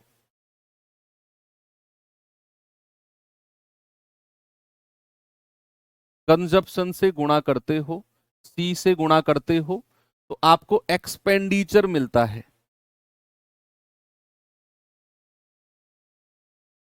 एक्सपेंडिचर यानी कि ई आपको मिल जाएगा। ठीक है, अब इस फॉर्मूले को थोड़ा एग्जाम्पल की माध्यम से आपको मैं समझाता हूं कि मान के चलो आप मार्केट गए, आपको मम्मी ने चीनी लेने के लिए भेजा, 10 किलो चीनी, कि बेटा 10 किलो चीनी ले आ। अब आप सबसे पहले दुकानदार से क्या कहते हो जाके, आप कहते हो कि भाई साहब चीनी का रेट क्या है। भाई रेट, कोई भी चीज लेने से पहले आप रेट पूछते हो ना, सब्जी वगैरह, धनिया, अदरक वदरक जो भी आप लो जाके, आप उसका सबसे पहले रेट पूछते हो, फिर आप डिसाइड करते हो मुझे कितनी क्वांटिटी चाहिए। भाई फॉर सपोज मान के चलो अदरक है 100 रुपये पाव, तो क्या 10 किलो अदरक थोड़ी लोगे आप कहोगे भाई साहब 1 पाव दे दो या 2 पाव दे दो, जो भी है। कोई चीज जितनी महंगी होती है हम उसको उतनी कम क्वांटिटी में खरीदते हैं। ये हमारा ह्यूमन नेचर है। हमें पता चला कि अदरक किसी ठेले पे, वैसे नॉर्मली 100 रुपये पाव रेट है, लेकिन किसी ठेले पे 10 रुपये पाव मिल रही है। आप 2 किलो उठा लाओगे, काम आती रहेगी, सस्ती मिल रही है, ले लो। आपने अपनी क्वांटिटी डिसाइड की उसके रेट से। तो मेरा कहने का मतलब है, आप मार्केट गए चीनी लेने, आपने चीनी का भाव पूछा, दुकानदार ने कहा भाई 40 रुपये पर किलो है, यानी कि 1 किलो का भाव कितना, 40 रुपये। उसका प्राइस कितना बताया उसने, प्राइस बता दिया 40 रुपये पर किलो। फिर आपने कहा ओके भाई साहब 10 किलो दे दो, क्या कर दो, 10 किलो दे दो। तो आपका कंजप्शन, खपत कितना हुआ, 10 किलो। जितना समान क्वांटिटी आपको चाहिए दैट इज कंजप्शन, जितनी क्वांटिटी। फिर आपका खर्चा कितना हो गया चीनी के ऊपर, आप हिसाब लगाओगे, 1 किलो 40 रुपए की, तो 10 किलो कितने की हो जाएगी, 40 गुणा 10, 400 रुपए की। आपने बेसिकली किया क्या, आपने प्राइस को कंजप्शन से गुणा कर दिया, आपको खर्चा मिल गया। 40 गुणा 10 यानी कि 400 रुपए आपको खर्चा मिल गया। ये होता है आपका फॉर्मूला, कि जब आप कीमत को खपत से मल्टीप्लाई करते हो यू हैव एक्सपेंडिचर। आपको क्या मिलता है, आपको खर्चा मिलता है, आपको एक्सपेंडिचर मिलता है। ठीक है, सर चीनी नहीं शक्कर बोलते हैं, तो फिर शक्कर को क्या बोलते हैं, रेड कलर की होती है, उसको क्या बोलते हो तुम, फिर गुड़। फिर गुड़ को क्या बोलते हो तुम। काहे जीवन में कंफ्यूजन क्रिएट कर रहे हो, वैसे कम कंफ्यूजन है क्या जीवन में तुम्हारे में, है। पिछले सवाल में तो कंफ्यूजन आ गया तुम्हें, शेष शेष शेष, और चीनी शक्कर का कंफ्यूजन और रख लो अपने जीवन में। यही तो प्रॉब्लम है तुम लोगों की, खामखा के कंफ्यूजन रखते हो। सुनो, जो चीज है उसको वही बोलो ना। तुम ही लोगों जो नाम बिगाड़ते हो लोगों के, जो ये राजू, रामू, कालू, ये जो नाम रखते हो तुम ही लोग रखते हो। फिर जो असलियत नाम है वो रखते ही नहीं हो तुम लोग, बोलते ही नहीं हो अपने यार दोस्तों किसी को भी। तो प्राइस को कंजप्शन से गुणा किया, आपको एक्सपेंडिचर मिल जाएगा। अब सवाल किस तरीके का है उससे जाने से पहले एक चीज मैं और आपको समझाना चाहता हूं, कि अगर आपका खर्च समान है, अगर आपका खर्चा समान है, खर्चा समान है, इसका मतलब क्या हुआ कि आपका एक्सपेंडिचर कांस्टेंट है। एक्सपेंडिचर क्या है, एक्सपेंडिचर कांस्टेंट है आपका, यानी कि आपको कोई मतलब नहीं है प्राइस बढ़े या घटे, आपको जितना खर्चा करना है वो करना ही है। आपको मम्मी ने 500 रुपए दिए चीनी लाने के लिए, अब चीनी का रेट चाहे 40 रुपए हो चाहे 50 हो, आपको 500 रुपए की ही चीनी लेके आनी है। कोई फर्क नहीं पड़ता क्या रेट बढ़ा क्या रेट घटा। दैट इज कॉल्ड खर्चा कांस्टेंट, कि खर्चा बराबर है भैया। जितने, जैसे पेट्रोल डलवाना है, आपको पता है कि मैं वीक में 100 रुपए का पेट्रोल डलवाता हूं। अब 100, पहले 90 रुपए पेट्रोल की कीमत थी, फिर बाद में 100 हो गई, 95 हो गई, 94 हो गई, 93 हो गई। आपको मतलब ही नहीं पेट्रोल कितना बढ़ रहा कितना घट रहा है, आपको 100 रुपए का डलवाना है। तो जब 90 का था, कुछ पेट्रोल 1 लीटर आ रहा था, जैसे ही पेट्रोल की कीमत 95 हो जाएगी, तो जो 100 रुपए में पहले आता था 90 के हिसाब से, वो नहीं आएगा, अब तो कम आएगा थोड़ा सा। जैसे ही कीमत 90 से घट के 80 हो गई, ज्यादा आने लग जाएगा, लेकिन आपका खर्चा कांस्टेंट है, 100 रुपए ही है। पापा ने दिए, हर वीक यही मिलेंगे, चाहे रेट घटो चाहे बढ़ो। तो वही चीज है कि अगर खर्चा समान है तो जो रेशियो बच्चे कीमत का होता है, याद रखना, जो रेशियो प्राइस का होगा, जो रेशियो प्राइस का होगा, सपोज मैंने कहा ए रेशियो बी, उसका उल्टा रेशियो खपत का हो जाएगा, कंजप्शन का उसका उल्टा रेशियो हो जाएगा बी ए। तभी आपका खर्चा समान रहता है, क्योंकि आपको पता है खर्चा क्या होता है, आपको पता है जो खर्चा होता है वो कीमत को खपत से गुणा करने पर मिलता है। तो अगर आप कीमत को खपत से गुणा करोगे तो यहां कितना मिलेगा खर्चा ए बी, और यहां गुणा करोगे तो क्या मिलेगा ए बी। आप देख सकते हो कि जो खर्चा पहले था वही खर्चा बाद में है। तो अगर खर्चा कांस्टेंट रखना है, अगर खर्चा समान रखना है, आप इस बात को डायरेक्ट याद रखो कि जो रेशियो कीमत का होगा उसका उल्टा रेशियो खपत का हो जाएगा, अगर एक्सपेंडिचर कांस्टेंट है। बात क्लियर है? ओके, चलिए अब मैं सवाल की तरफ आपको लेकर चलता हूं। जैसे ये रहा सवाल, देखेंगे बच्चे जरा इसको।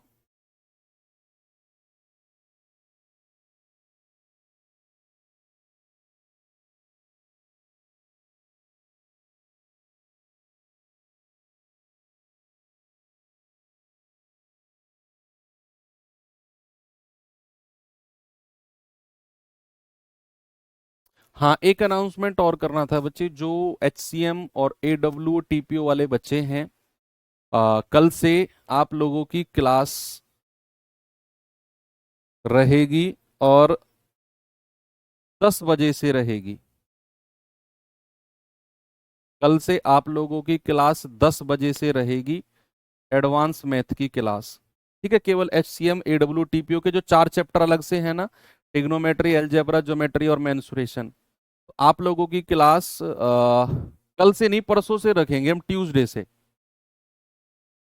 ट्यूसडे से आपकी क्लास रहेगी और वो 10 बजे से रहेगी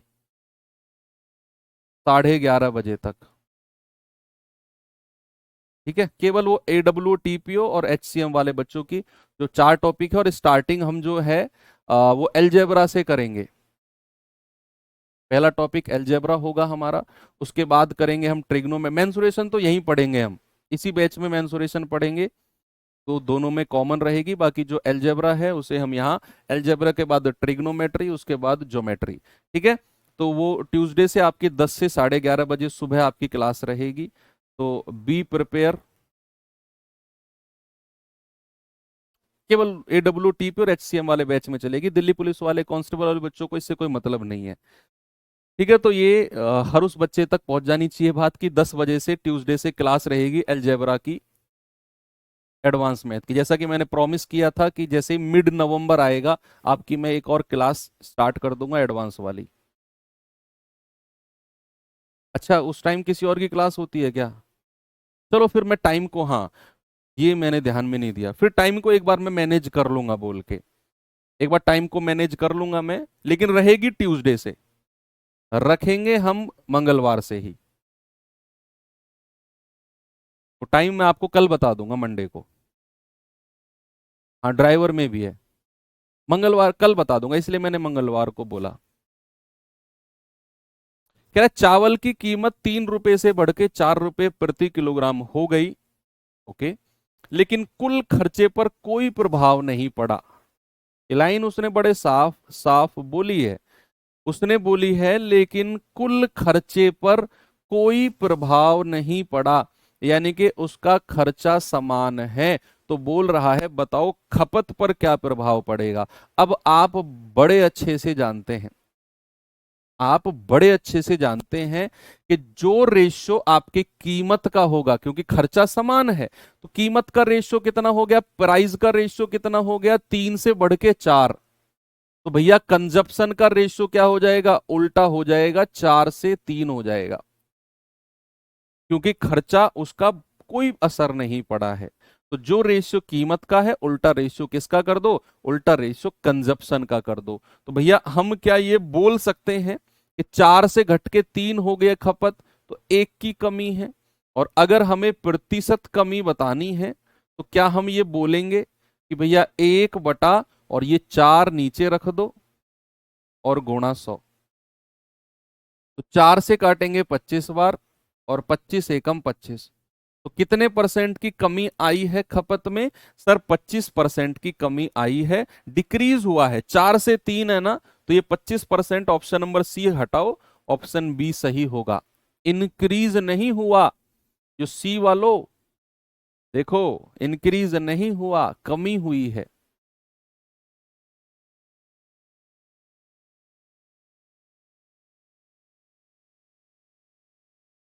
इस पे आएंगे जरा।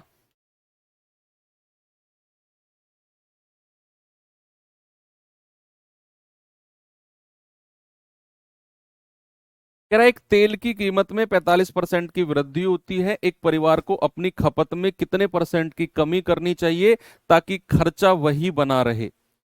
खर्चा वही बना रहे मींस खर्चा कांस्टेंट है। तो कह रहा है कि अगर कीमत 45% बढ़ी तो बताओ खपत कितने परसेंट कम होगी? तो आप कहेंगे सर प्राइस कितना हुआ? 45% बढ़ा, यानी कि 100 से बढ़ा के कितना कर दो? 145। भाई कोई चीज 45% बढ़ती है तो 100 अगर इनिशियल है तो 145 नई वाली हो जाएगी। तो भैया उसका कंजप्शन क्या होगा? जस्ट उल्टा, 145 से 100। तो कितने की कमी आई है? 45 की कमी आई है कंजप्शन में। तो प्रतिशत में कमी बतानी है तो कितनी आएगी? वो आएगी 45 बटा 145 गुणा 100। तो 5 से जाएगा 9 बार, 5 से जाएगा 29 बार, तो 9 की 100 में गुणा करेंगे तो 900 बटा 29%। तो 29 तिया 87, 3 29 एकम 29, 31 सही, 1/29, यानी कि ऑप्शन नंबर सी हमारा करेक्ट है। ये खर्चा समान रहे, ये वो सवाल है। अगर खर्चा समान नहीं रहेगा तो क्या करेंगे भैया? वो सवाल भी है मेरे पास, इसे देखिए जरा। अब इसे जाने से पहले आपको मैं थोड़ा सा कुछ फॉर्मूले लिखवाता हूं। बड़े इंटरेस्टिंग, बड़े मजेदार फॉर्मूले हैं, काम आएंगे। ये आपके प्रॉफिट लॉस में भी काम आएंगे, डिस्काउंट में भी काम आएंगे, और कंपाउंड इंटरेस्ट चक्रवृद्धि ब्याज में भी काम आएंगे। ये बेसिकली आपके 3 फॉर्मूले हैं, बड़े अच्छे अच्छे फॉर्मूले हैं ये, और सवालों को बहुत शॉर्ट बना देंगे ये। मान लो किसी भी संख्या में अगर a% की वृद्धि होती है, a% की वृद्धि और b% की वृद्धि, दो वृद्धि अगर किसी संख्या में है तो हमेशा याद रखना ओवरऑल क्या होगा? ओवरऑल वृद्धि होगी। ओवरऑल क्या होगा बच्चा? ओवरऑल इंक्रीज होगा, वृद्धि होगी। और कितने की होगी? ओवरऑल वृद्धि होगी a+b प्लस a गुणा b बटे 100। ओवरऑल इतने परसेंट की वृद्धि हो जाएगी, बिल्कुल करेक्ट जवाब है। अब जो ये मैंने लिखा कि a% की वृद्धि और b% की वृद्धि, ये कंपाउंड इंटरेस्ट में भी काम आएगा फॉर्मूला, कि भैया चक्रवृद्धि ब्याज सपोज अगर 10% है तो 2 साल का कितना ब्याज होगा? तो वहां भी आपका यही फॉर्मूला हम यूज करेंगे, a+b+a गुणा b/100। और ये भी आप याद रखना कि अगर a% की वृद्धि और b% की वृद्धि होती है किसी भी संख्या में, तो उसकी ओवरऑल क्या होती है? वृद्धि होती है, a+b+a गुणा b/100। सेकंड केस बनता है कि अगर किसी वैल्यू में a% की कमी और b% की कमी, अगर दोनों की दोनों कमी हो, अगर दोनों की दोनों कमी हो तो ओवरऑल कमी होती है। सक्सेसिव क्या होती है? ओवरऑल कमी होती है। ये सक्सेसिव बता रहा हूं आपको, मैं क्रमागत रूप से बता रहा हूं। अगर ओवरऑल कमी होती है और वो कितनी होगी? वो हो जाएगी आपका a+b माइनस a गुणा b/100। इतने परसेंट की ओवरऑल कमी होगी। और ये कहां पर यूज करेंगे हम? डिस्काउंट में यूज करेंगे। ये आप लिख सकते हो, also use in compound interest. Compound interest, ताकि आपको याद रहे कौन से चैप्टर में हमें यूज करना है। Also use in compound interest, इसको लिखेंगे also use in, also used in discount. इसे डिस्काउंट निकालने के लिए भी यूज किया जाएगा कि भैया A% का डिस्काउंट है, B% का डिस्काउंट है, तो ओवरऑल डिस्काउंट क्या होगा, सक्सेसिव डिस्काउंट क्या होगा। तो आप कहेंगे A+B माइनस A गुणा B बटा 100, या फिर कहीं A% की कमी B% की कमी हो तो ओवरऑल कमी होती है A+B माइनस A गुणा B बटे 100। और बच्चा थर्ड फॉर्मूला आता है कि एक वृद्धि है और एक कमी है, एक वृद्धि और एक कमी, कोई सा भी वृद्धि कोई सा भी कमी हो सकता है। पहले तो दोनों वृद्धि, फिर दोनों कमी, और अब क्या है, अब है आपका एक वृद्धि और एक कमी, ये तीसरा है। तो जब ये केस होगा तो क्या करेंगे बच्चे, वृद्धि को पहले रखना है, पहले वृद्धि वाले को रखना है, फिर कमी वाले को। A-B माइनस A गुणा B बटे 100, और ओवरऑल डिपेंड करेगा यहां पर तो मैंने पहले ही लिख दिया कि जब दोनों कमी होंगी तो ओवरऑल कमी होगी, जब दोनों वृद्धि होंगी तो ओवरऑल वृद्धि होगी। लेकिन जब A% की वृद्धि और B% की कमी है तो जो ओवरऑल आएगा वो डिपेंड करेगा बच्चे इस वैल्यू पर, इस वैल्यू पर डिपेंड करेगा। अगर ये वैल्यू आपकी प्लस आई, अगर ये वैल्यू आपकी प्लस आई, इसको सॉल्व करके, तो याद रखना आपकी वृद्धि कहलाई जाएगी। और अगर ये वैल्यू ओवरऑल माइनस में आई तो याद रखना ये कमी कहलाई जाएगी। ओवरऑल क्या कहलाई जाएगी, कमी। ठीक है, कि वृद्धि को पहले रखना है, कमी को बाद में रखना है। तो फॉर्मूला बनता है A-B माइनस A गुणा B बटा 100। बस ये याद रखना, वृद्धि को पहले, कमी को बाद में। तो A-B माइनस A गुणा B बटे 100। अगर ये ओवरऑल सॉल्व करके प्लस आया तो वृद्धि, और ओवरऑल सॉल्व करके माइनस आया तो कमी। याद रहेगा, बिल्कुल याद रहेगा। तो चलिए अब हम अपने सवाल की तरफ चलते हैं। और ये सक्सेसिव फॉर्मूले कहां पर लगते हैं, ये सक्सेसिव मेथड है सारे के सारे। अब ये सक्सेसिव मेथड लगते कहां पे हैं, कभी भी आपसे कहेगा A गुणा B, दो संख्या की मल्टीप्लीकेशन आपसे कहेगा, ये परसेंटेज में कहां पे लगते हैं वो मैं आपको बता रहा हूं। हर परसेंटेज में हर वो फॉर्मूला जिनमें दो संख्या की आपस में मल्टीप्लाई हो रही होगी, और या तो इसमें वृद्धि कहेगा या फिर इसमें कमी कहेगा, और बी में या तो वृद्धि कहेगा या कमी कहेगा। हम हर उस जगह सक्सेसिव मेथड यूज करेंगे, सक्सेसिव मेथड यूज करेंगे। बस सक्सेसिव मेथड फिर मैं बता रहा हूं कहां पर यूज करेंगे, जहां पर दो संख्याओं की आपस में मल्टीप्लाई हो रही होगी, और एक को वृद्धि या कमी कहेगा, दूसरे की वृद्धि या कमी कहेगा। हम हर उस जगह सक्सेसिव मेथड यूज करेंगे। जैसे अभी अभी मैंने आपको बताया था कि भैया कीमत को खपत से गुणा करते हैं, कीमत को खपत से गुणा करते हैं तो हमें क्या मिलता है, तो बच्चा हमें मिलता है खर्चा। तो अगर वो, समझना, अगर वो कीमत में कुछ परसेंटेज वृद्धि या कमी कहेगा और खपत में कुछ परसेंटेज वृद्धि या कमी कहेगा, तो आपको पता है कि कीमत को खपत से गुणा किया गया और सर के अकॉर्डिंग जब दो संख्याओं को मल्टीप्लाई किया गया और ए और बी दोनों में वृद्धि या कमी कहेगा तो हम सक्सेसिव यूज करेंगे। तो अगर वो कीमत और खपत का परसेंटेज देगा तो भैया हम यहां पर सक्सेसिव मेथड यूज करेंगे, सक्सेसिव मेथड।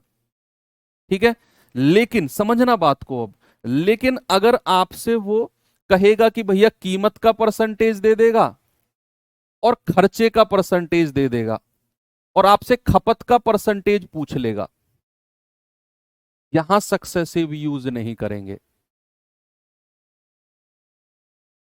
सर जब वैल्यू नेगेटिव आएगी तो जब वैल्यू घटेगा नहीं बच्चा, नेगेटिव अगर ओवरऑल वैल्यू आई तो नेगेटिव साइन जस्ट इस बात को दर्शाने के लिए है कि कमी हुई है। मान लो कहीं पर ओवरऑल आ गया -10%, तो ये नेगेटिव साइन बस ये बताने के लिए है कि कमी है, 10% की कमी, ये है बताने के लिए है। तो मैंने आपसे क्या बोला कि अगर कीमत का परसेंटेज वृद्धि या कमी दे रखी है और खर्च की दे रखी है, खपत की पूछ ली, तब सक्सेसिव नहीं लगाएंगे। सक्सेसिव कहां पे लगता है? जब दो चीज आपस में मल्टीप्लाई होती हैं और एक का परसेंटेज और दूसरे का दिया हो, वहीं पर सक्सेसिव लगेगा।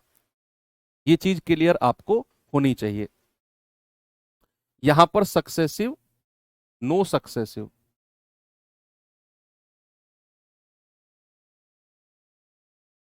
ठीक है, जब ये वाला केस होगा।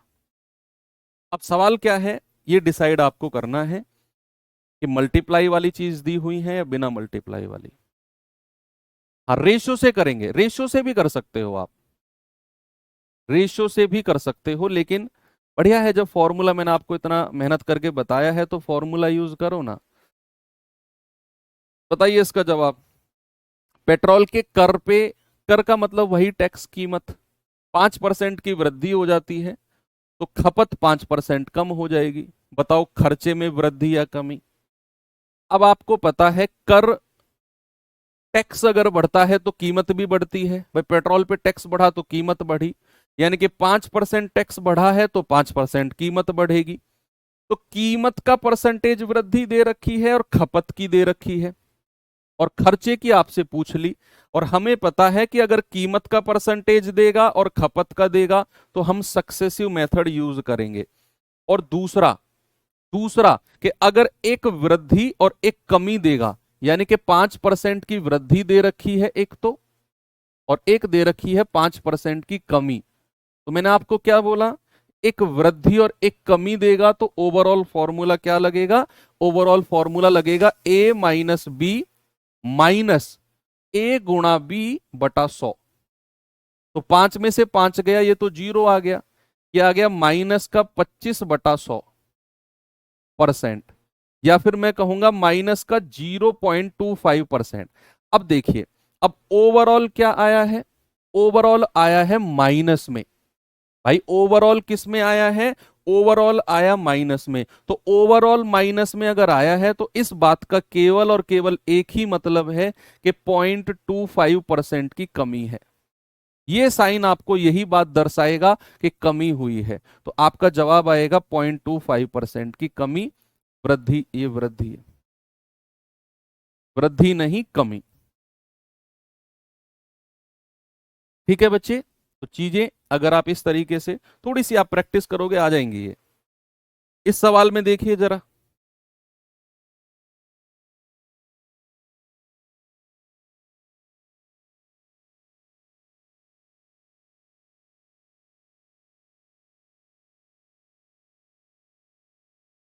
कह रहा है, चाय के मूल्य में 25% की वृद्धि हो जाने के कारण एक गृहिणी खपत में 25% की कमी कर देती है, तो उसका खर्च पर क्या प्रभाव पड़ेगा? अब आप खुद इस सवाल को सॉल्व करके मुझे बताएंगे कि उसने मूल्य यानी कि कीमत का परसेंटेज दिया हुआ है, उसने खपत का परसेंटेज दिया हुआ है और खर्च का पूछ लिया। और हम जानते हैं कि भैया कीमत को खपत से गुणा करके ही खर्चा मिलता है, और गुणा वाली चीजों का परसेंटेज दिया हुआ है तो हम सक्सेसिव लगाएंगे यहां पर। और सक्सेसिव लगाएंगे तो एक वृद्धि है और एक कमी है, तो 25 माइनस 25 माइनस 25 गुणा 25, ए माइनस बी माइनस ए गुणा बी बटे 100। तो ये तो कट गया, ये आ गया 625/100%, और 100 से भाग देंगे तो ये आ जाएगा माइनस का 6.25%। और ये माइनस का साइन एक ही बात को दर्शाता है बस, कि 6.25% की कमी हुई है बच्चा।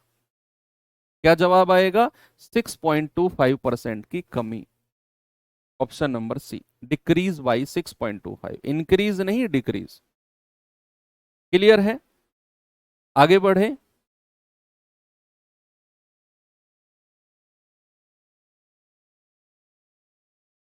चलो, लेकिन अगर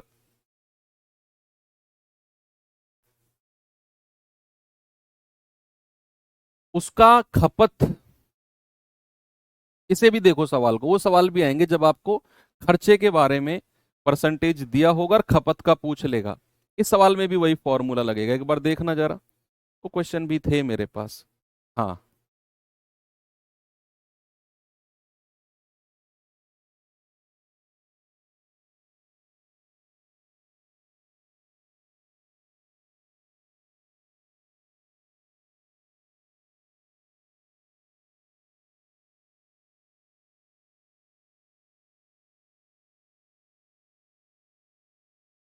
बताइए। कह रहा है, चीनी के मूल्य में 25% की वृद्धि होने से कोई व्यक्ति उस पर होने वाले खर्च को कितना प्रतिशत बढ़ाएगा या घटाएगा अगर उसकी खपत 20% बढ़ जाए। यहां भी आप देखो कि भैया कीमत की वृद्धि दी हुई है और खपत की दी हुई है और खर्चे की पूछ ली, और हम जानते हैं कि कीमत को खपत से गुणा करने पर ही खर्चा मिलता है। तो भैया क्या हम यहां पर सक्सेसिव लगाएंगे, क्योंकि कीमत को खपत से गुणा किया गया और दोनों गुणा वाली चीजों का परसेंटेज हमें दिया हुआ है, कीमत का भी और खपत का भी। सक्सेसिव लगा दो, तो दोनों की दोनों क्या है, वृद्धि है। अब दोनों की दोनों वृद्धि है तो ओवरऑल फॉर्मूला क्या होता है, वृद्धि का होता है। ओवरऑल फॉर्मूला क्या होता है बच्चा, वृद्धि का। यानी कि 25 प्लस 20 प्लस 25 गुणा 20 बटे 100, 25 चौको 100 और 4 पंजे 20, 25 और 20 45, 45 और 5 50% की वृद्धि है। भाई जब दो सक्सेसिव वृद्धि होती है तो ओवरऑल क्या होती है, वृद्धि होती है। ऑप्शन नंबर डी हमारा करेक्ट है।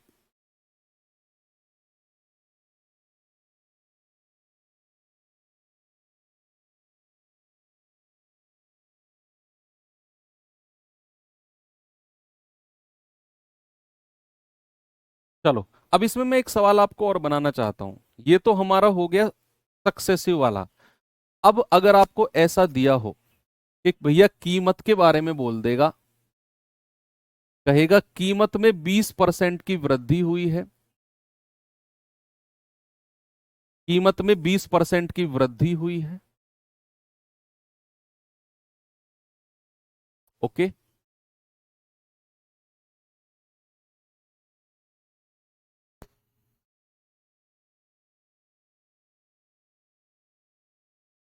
आपसे कहेगा बताओ खपत में कितने परसेंट की वृद्धि या कमी करें, खपत में कितने प्रतिशत की, खपत में कितने प्रतिशत की वृद्धि या कमी करें। खपत की वृद्धि या कमी पूछ लेगा ताकि जो उसका खर्चा है, ताकि जो उसका खर्चा है वो केवल 10% बढ़े, वो केवल 10% बढ़े। अब यहां पर हम सक्सेसिव नहीं लगाएंगे, क्योंकि हम जानते हैं कि भैया सक्सेसिव मेथड वहीं पर लगेगा जहां पर दो संख्या आपस में मल्टीप्लाई में होंगी।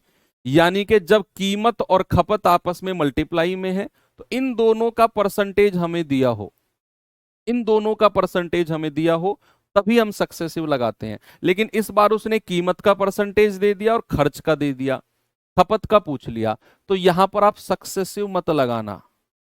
यहां पर आप क्या करोगे, रेशियो मेथड से करोगे, रेशियो मेथड से कि भैया 20% का फ्रैक्शन कितना होता है, 1/5, और 10% का फ्रैक्शन कितना होता है, 1/10।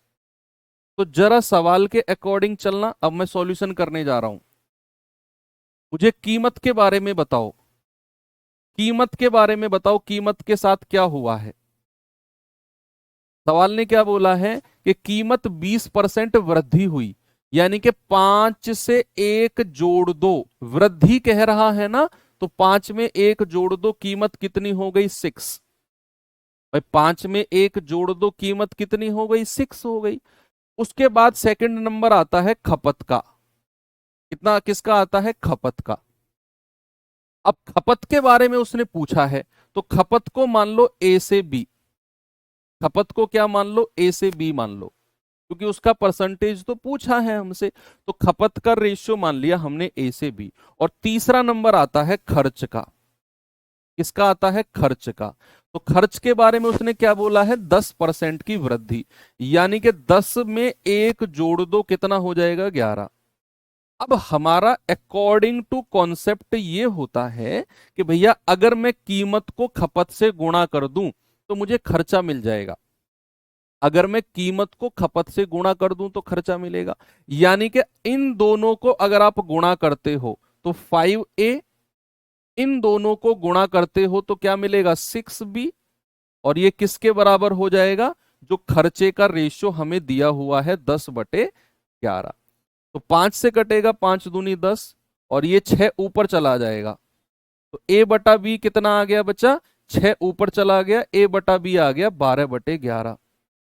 और यही रेशियो हमें चाहिए था, यही रेशियो, यही अनुपात हमें चाहिए था कि भैया जो A है वो है 12, है ना? A की वैल्यू कितनी है? 12, और B की वैल्यू कितनी है? 11। यानी कि जो उसका खपत है, जो उसका एक्सपेंडिचर है बच्चा, वो 12 से 11 हो गया। एक्सपेंडिचर क्या हो गया? 12 से 11। तो एक्सपेंडिचर में प्रतिशत कमी अगर हमें बतानी है तो कितने की कमी आई है बच्चा? 1 की कमी। और कितने पर? 12 पर। तो बटे 12 गुणा 100, 1/12 गुणा 100 होता है 8 सही 1/3%। ये मैंने आपको टेबल में लिखवाया भी है। यानी कि उसका जो खपत है उसमें कमी कितने की आएगी? उसमें कमी आएगी 8 सही 1/3% की। ये कब करेंगे ये वाला मेथड? जब हमें कीमत का परसेंटेज दिया हो और खर्च का दिया हो और हमें खपत का पूछ ले। तो यहां सक्सेसिव मत लगाना इन दोनों में कभी, A+B+A गुणा B/100 लगाना। रट्टाखोर वाला कॉन्सेप्ट अगर यूज करोगे तो फंसोगे, फिर मुझे ही गाली दोगे एग्जाम हॉल से निकल के, मास्टर ने कुछ नहीं पढ़ाया। और उसका कोई फायदा होगा नहीं, नुकसान आप ही का हो जाएगा। चीजों को समझ के करो कि भैया अगर हमें कीमत और खर्च का परसेंटेज देगा, खपत का पूछ लेगा, तो हम ये वाला रेशियो मेथड यूज करेंगे। ओके, चलिए अब हम चलते हैं आगे, अगले टाइप पे चलता हूं। और ये टाइप भी कुछ कुछ मिलता जुलता ही है। ये टाइप कुछ मिलता जुलता किससे है? मैंने आपको एक कॉन्सेप्ट थोड़ी देर पहले पढ़ाया था, कहां गया वो कॉन्सेप्ट? ये वाला जो कॉन्सेप्ट है, ठीक है, इसी कॉन्सेप्ट को मैं कॉपी करके आगे ले जा रहा हूं अगले टाइप में। इस टाइप में देखो, जो टाइप हम आगे यूज करने वाले हैं 9, इसी कॉन्सेप्ट को देखो अब आप। सेम कॉन्सेप्ट कि अगर खर्चा समान हो, ये क्या आ गया?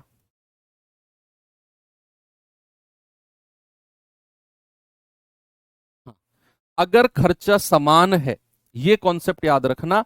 तो जो रेशियो कीमत का होता है उसका उल्टा रेशियो एक्सपेंडिचर यानी कि खपत का हो जाएगा, अगर खर्चा समान है तो। यानी कि जितना खर्चा आपका पहले हो रहा था उतना ही खर्चा अब होगा। अब मैं आपसे एक थोड़ी सी कॉमन सी बात पूछूंगा, जरा गौर करना। 500 रुपए आप घर से लेकर गए मार्केट, आपको चीनी चावल जो भी लेना है, मार्केट आप पहुंचे, आपको मम्मी ने कहा 500 रुपए का ही लाना है।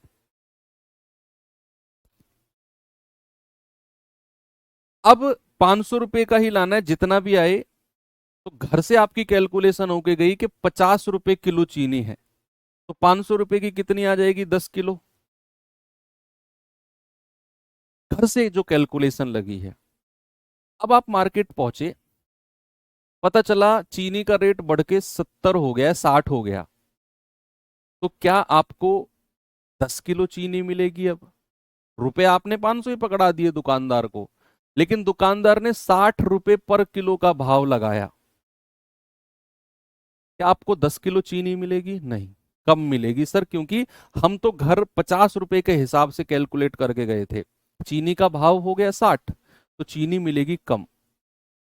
अगर खर्चा 500 रुपए ही है और चीनी का भाव 50 से घट के 40 हो गया, तो क्या चीनी आपको 10 किलो मिलेगी? नहीं सर, ज्यादा मिलेगी। क्योंकि भाव यानी कि प्राइस अगर कम हुआ तो चीनी मिलेगी ज्यादा, और प्राइस अगर बढ़ा तो चीनी मिलेगी कम। खर्चा आपका 500 रुपया ही है। तो तो जो आपको चीनी ज्यादा या कम मिल रही है वो किसकी वजह से मिल रही है भाई? ज्यादा मिली कभी, कभी आपको कम मिली, वो किसकी वजह से? क्योंकि उसका जो प्राइस है वो फ्लक्चुएट हो रहा है। अगर प्राइस कम होता है तो चीनी ज्यादा मिलती है, प्राइस बढ़ा तो चीनी कम मिलेगी। यानी कि वो प्राइस, वो कीमत के हिसाब से आपकी चीनी ज्यादा या कम होती रहेगी। 500 रुपए का तो खर्चा आपका हो चुका है, चाहे वो कितने रुपए किलो ही चीनी बढ़ जाए। तो वही चीज है कि खर्चा समान है, तो कीमत अगर ए से बी हुई तो खपत हमारी उल्टा हो जाएगी, बी से ए हो जाएगी। अब सवाल क्या है जरा देखना। कह रहा है चावल की कीमत में 20% की कमी हुई, जिससे एक व्यक्ति 360 रुपए में 2 किलोग्राम अधिक चावल खरीद सकता है।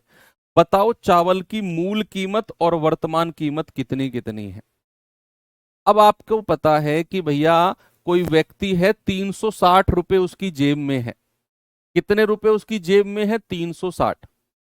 टोटल 360 खर्चा करना है उसे। अब ये 2 किलो, देखो बहुत सारे लोग कंफ्यूज होंगे इस सवाल में कि ये 2 किलो 360 रुपए में मिली है ना। ये 360 तो उसका ओवरऑल खर्चा है। ये 360 उसने दुकानदार को दे दिए। अब ये 360 दे दिए और उसको 2 किलो अधिक चावल मिले। अब आप लोग ही बताओ कि जो ये 2 किलो अधिक चावल मिले, ये किसकी वजह से मिले हैं? ये जो 2 किलो अधिक चावल उसे मिले हैं, ये किसकी वजह से मिले हैं? इसका क्या रीजन है? बोलिए, क्यों ये उसको 2 किलो अधिक चावल मिले?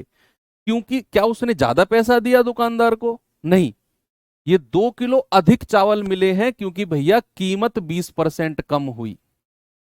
कीमत 20% कम हुई, इसी रीजन से उसको 2 किलो अधिक चावल मिले। अगर ये कीमत बढ़ती तो उसे कम मिलते चावल, कीमत कम हुई है तो 2 किलो एक्स्ट्रा मिले। खर्चा तो बेचारे का 360 रुपए है, कांस्टेंट है खर्चा तो। और मैंने आपको बोला अगर खर्चा कांस्टेंट होता है तो जो रेशियो कीमत का होगा उसका उल्टा रेशियो खपत का हो जाएगा। अब आज थर्ड क्लास है परसेंटेज की, और मैं आपसे उम्मीद करता हूं कि 20% का फ्रैक्शन 20/100 करने की जरूरत आपको नहीं है। आपको पता होना चाहिए, अगर एक आप सिंसियर और सीरियस स्टूडेंट हैं तो आपको पता होना चाहिए 1/5 फ्रैक्शन होता है। क्यों होता है, कैसे होता है, अगर ये बताने की मुझे जरूरत पड़ी तो बच्चे मुझे ये कहते दुख हो रहा है कि आप दिल्ली पुलिस के लिए अभी तैयार नहीं हो। फिर मैं इसलिए बुरा हूं क्योंकि मैं स्पष्ट बोलता हूं, क्योंकि जिस समुंदर में आप तैरने की कोशिश कर रहे हो बच्चे, मैं उस समुंदर में तैर चुका हूं।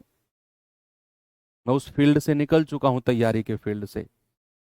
बहुत सारे लोग आपको बहकाएंगे, कर लोगे बेटा, कर लोगे बेटा, कर लोगे, मेरी क्लास से पढ़ लो, ये कर लो, वो कर लो, रेगुलर क्लास कर लो, ये प्रैक्टिस सेट लगा लो, फलाना लगा लो, मॉक लगा। भाई साहब मैं स्पष्ट, मैं प्रैक्टिकल बात करता हूं कि अभी भी अगर आपको ये 1/5 निकालने में सोचना पड़ रहा है, then you are not prepared for the exam. अब अभी तैयारी नहीं हो तैयार, आपको समय लगेगा, काफी समय लगेगा। एग्जाम है 1-1.5 महीने बाद, आप उसके लिए तैयार नहीं हो अभी। ये कड़वी सच्चाई है। तो 20% का फ्रैक्शन कितना होता है? 1/5। तो कीमत में कमी आई है, यानी कि जो उसका प्राइस है कितना हो गया? 5 में से 1 घटा दो, प्राइस हो गया 5 से घट के 4। प्राइस कितना हो गया? 5 से घट के 4 हो गया।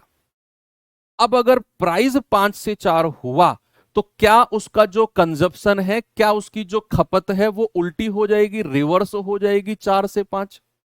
क्योंकि खर्चा तो 360 रुपया ही है उसका। खर्चा तो 360 रुपया ही है उसका। यानी कि अब अगर पहले देखो, ये पहले है और ये बाद में है, कि पहले अगर वो 4 यूनिट खपत थी तो अब खपत है 5 यूनिट, तो कितनी बढ़ी है खपत? 1 यूनिट। और सवाल के अकॉर्डिंग खपत कितनी बढ़ी है? 2 किलो, क्योंकि उसे 2 किलो एक्स्ट्रा चावल मिल रहे हैं। तो 1 यूनिट का मतलब कितना हो गया बच्चे? 2 kg। अब आपसे यहां 2 तरह के सवाल पूछेगा। एक तो कहेगा उसकी मूल कीमत कितनी है। मूल कीमत यानी कि शुरुआत में जो घर से सोच कर चला था, वो कितनी कीमत के हिसाब से सोच के चला था चावल को। और एक है उसकी नई कीमत, कि जब वो मार्केट आ गया, दुकानदार को 360 रुपए पकड़ा दिए, तो दुकानदार ने क्या रेट चावल लगाए हैं। तो उसके लिए आपको सबसे पहले मूल कीमत, मूल खपत बताओ। तो 4 × 2, ये है 8 किलो। यानी कि घर से वो 8 किलो सोचकर चला था। घर से पहले का मतलब है कि घर से वो 8 किलो सोच के चला था।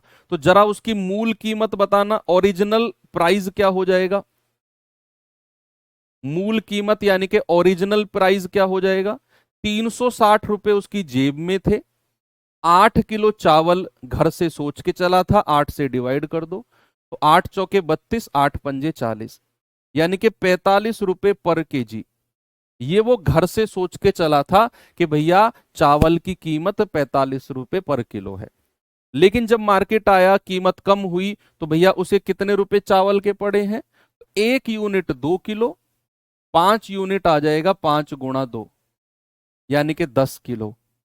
तो घर से सोच के चला था कि मैं 8 किलो चावल लेके आऊंगा, मिल गए 10 किलो। तो उसकी नई कीमत क्या हो जाएगी। नई कीमत, नई कीमत हो जाएगी, अब भी 360 रुपए खर्च कर रहा है, और डिवाइड बाई 10, तो नई कीमत हो जाएगी 36 रुपए पर किलो। तो उसने दोनों पूछा है, तो आपका जवाब है 45 और 36, यानी कि ऑप्शन नंबर ए मेरा बिल्कुल करेक्ट है। हालांकि वो एक ही पूछता है, या तो मूल कीमत पूछेगा या नई कीमत पूछेगा। सवाल ने दोनों पूछ लिया ताकि आपको चीजें एक ही क्वेश्चन में दोनों मिल जाए। ठीक है बच्चा, तो ये सवाल बड़े आराम से आप कर सकते हो। एक और क्वेश्चन दो, खुद से ट्राई करना। जितना भी मैं कर रहा हूं, बहुत सारे लोग क्या करते हैं, जब तक सर कंप्लीट ना समझा दे हम नहीं करेंगे, जब तक हमें 100% दिमाग में नहीं आ जाएगा हम पेन नहीं उठाएंगे। सबसे बड़ी कमी होती है।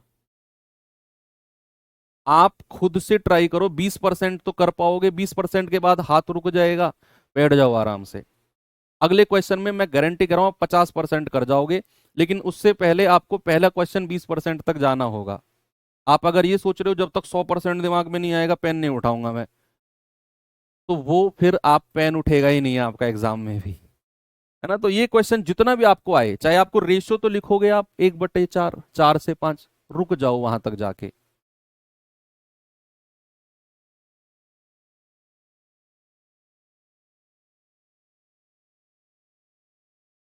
कह रहा है कि चावल की कीमत में 25% की कमी होने पर एक व्यक्ति 1200 रुपए में 4 किलोग्राम ज्यादा चावल खरीद लेगा।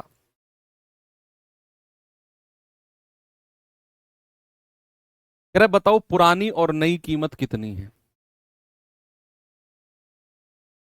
तो आपको क्या करना है, 25% का फ्रैक्शन 1/4 होता है। तो कीमत यानी कि प्राइस में कमी हुई है, 25% की कमी हुई है ना बच्चा। तो 4 से घट के कितना हो गया, 3। तो उसका कंजप्शन, खपत क्या हो गया, उल्टा कर दो, 3/4। यानी कि पहले अगर वो 3 यूनिट खपत कर रहा था तो अब करेगा 4 यूनिट। उसकी कंजप्शन 3 से 4 हो गई, तो खपत कितनी बढ़ी है, 1 यूनिट। और सवाल के अकॉर्डिंग तो 4 किलो ज्यादा खरीद रहा है।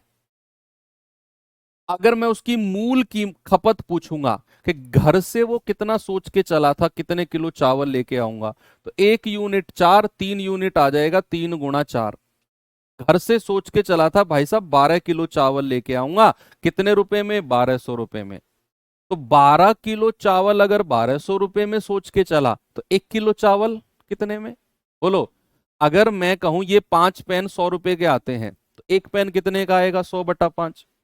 अगर वो 12 किलो चावल 1200 रुपए के सोच के चला था, तो 1 किलो चावल का मूल्य मैं आपसे कह रहा हूं, मूल कीमत कितनी है 1 किलो चावल की। तो आप कहोगे 1200/12 कर दो सर, 100 रुपए पर केजी, ये उसकी मूल कीमत है। अगर मैं कहूंगा नया क्या मिला उसे, कि भैया 1 यूनिट 4, तो 4 यूनिट 16 किलो। अब वो 16 किलो खरीद रहा है, रुपए तो 1200 ही है। तो नई कीमत क्या हो जाएगी, 16 किलो अगर 1200 रुपए के खरीद रहा है, तो 1 किलो कितने के खरीदेगा, 1600/12, ओ सॉरी 1200/16। तो 16 × 7 = 112, 16 × 5 = 80, 75 रुपए पर केजी। आपसे उसने क्या बोला है कि पुरानी और नई कीमत बताओ। पहले पुरानी कीमत है, पुरानी कीमत 100 है, नई कीमत 75, 100 75। ये ऑप्शन ए मत लगा देना, ऑप्शन ए में तो पहले 75 रखा है फिर 100, ये गलत कर दोगे आप अगर ऐसे करोगे तो। पहले पुरानी कीमत पूछी है उसने, तो पहले 100 बताना है, फिर नई कीमत पूछी है, फिर 75। तो आपका जवाब 175 होगा। एक और सवाल दूं, करोगे खुद से? बताओ जल्दी से जवाब।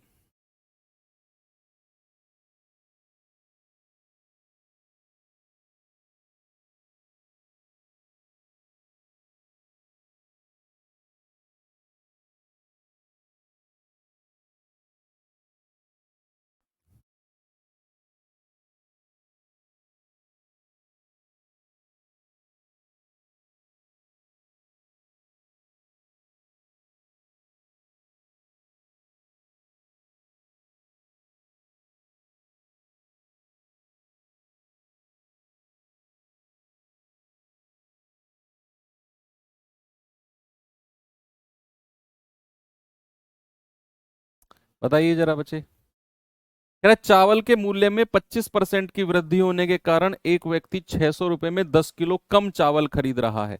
बताइए पुराना और नया मूल्य, पुराना और नया मूल्य क्या होगा?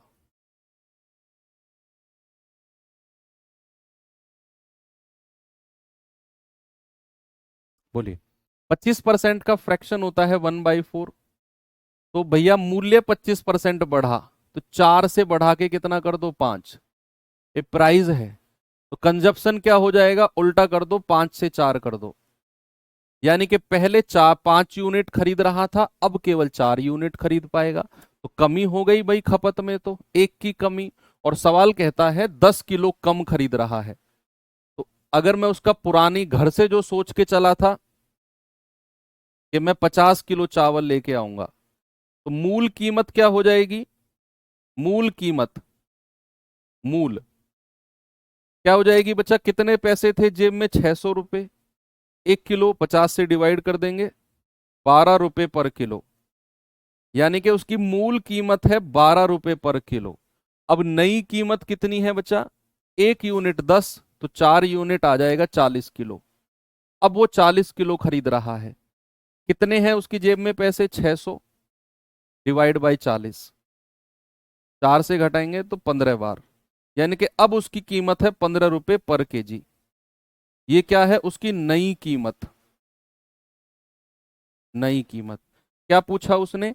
उसने पूछा पुराना और नया मूल्य, यानी कि 12 और 15, 12 15। ऑप्शन नंबर बी मेरा सही जवाब है।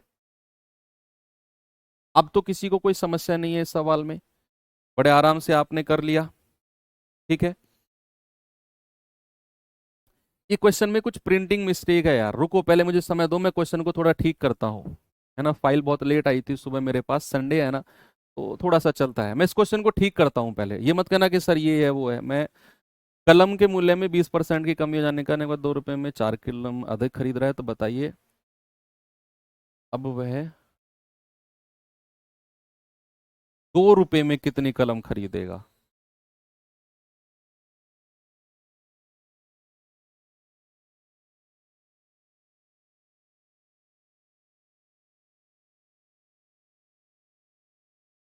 ठीक है क्या?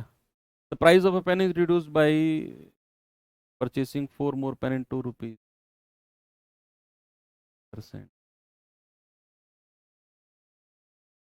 reduced by 20%,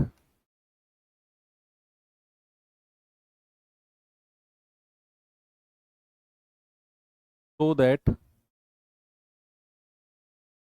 so that he can so that he can purchase 4 more pen in 2 rupees. Now a person will purchase in 2 rupees. Now how many pen? How many pen a person will purchase in 2 rupees? अब ठीक है, थोड़ा इसका ना मलहम पट्टी कर दिया। डेंटिंग पेंटिंग कर दी सवाल की, अब ठीक हो गया। The price of a pen is reduce by 20% so that he can purchase 4 more pen in 2 rupees. Now how many pen a person will purchase in 2 rupees? बताओ भाई, उसका 20% की कमी हुई है मूल्य में।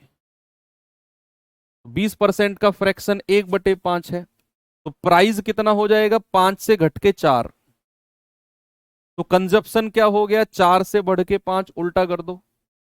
तो कंजप्शन यानी कि खपत कितनी बढ़ी है? 1 यूनिट। और सवाल कह रहा है कि 4 कलम अधिक खरीद रहा है। 4 कलम अधिक खरीद रहा है, तो 1 यूनिट का मतलब 4 कलम। 1 यूनिट का मतलब कितना है? 4 कलम। तो सवाल कह रहा है कि अब कितना खरीदेगा, यानी कि आपसे मूल नहीं पूछ रहा, वो नया पूछ रहा है कि अब कितना खरीदेगा। अब तो भैया अब कितना खरीदेगा? आप कहेंगे सर 5 को 4 से गुणा कर दो। तो अब कितनी कलम खरीदेगा? 20 कलम। कितने रुपए में कह रहा है? वो कह रहा है 2 रुपए में। चलो इसको थोड़ा और डेंटिंग पेंटिंग कर लेते हैं, 1 रुपए की ही बात करते हैं फिर। ठीक है, तो कह रहा है कि बताओ अब 1 रुपए में कितनी कलम खरीदेगा। तो आपको पता है कि नई खपत उसकी 20 कलम है, और कितने रुपए में? 2 रुपए में ही। तो नई खपत उसकी 2 रुपए में कितनी कलम है? 2 रुपए में 20 कलम है, 20 कलम। लेकिन सवाल क्या कह रहा है? सवाल कह रहा है 1 रुपए में कितनी खरीदेगा। अब 1 रुपए में कितनी खरीदेगा? तो आपका जवाब आएगा अब 1 रुपए में खरीदेगा सर, 2 से डिवाइड कर दो, 10 कलम। अब 1 रुपए में कितनी खरीदेगा? 10 कलम। वही आपसे उसने पूछा है भाई। वो आपसे क्या कह रहा है कि 2 रुपए में 4 कलम ज्यादा खरीदता है, तो डिफरेंस खपत का कितना आ गया? 1 यूनिट की वैल्यू 4। तो कह रहा है कि अब 1 रुपए में, यानी कि वो नया पूछ रहा है, तो 1 यूनिट 4 तो 5 यूनिट 20। अब वो टोटल 20 कलम खरीद रहा है, कितने रुपए में? 2 रुपए ही जेब में थे उसके में। तो 2 रुपए में 20 कलम खरीद रहा है, कह रहा है 1 रुपए में कितना खरीदेगा? तो 1 रुपए में 10 कलम खरीदेगा। ऑप्शन नंबर बी हमारा सही है। ठीक है, थोड़ी सी डेंटिंग पेंटिंग की सवाल की, और ये सवाल हमने चालू कंडीशन में कर दिया। ओके, चलो ठीक है, फिर एंड करते हैं, है ना? फिर ज्यादा हो जाएगा, काफी है इतना। बाकी हम कल करेंगे। ये टाइप भी अच्छा है, ये वाला टाइप भी अच्छा है, आसान सा है। ये जनसंख्या वाला आ गया, फिर परीक्षा वाला आ गया, फिर ठीक है, फिर हम कल परीक्षा तक कंप्लीट करेंगे। ठीक है, परीक्षा तक कल कंप्लीट हो जाएगा। उससे अगली क्लास में यानी कि ट्यूसडे को आपका फिर मैं इलेक्शन और बाकी ट्यूसडे को कंप्लीट हो जाएगा। ओके, तो मिलते हैं कल के सेशन में। कल मैं आपको AW TPO जो HCM जहां भी एडवांस मैथ के वो 4 टॉपिक एक्स्ट्रा होने हैं, उनका एग्जैक्ट टाइम भी कल मैं आपको बता दूंगा। ठीक है बच्चे, तो ट्यूसडे से हम कंटिन्यू करेंगे। तो थैंक यू, बाय बाय, जय हिंद।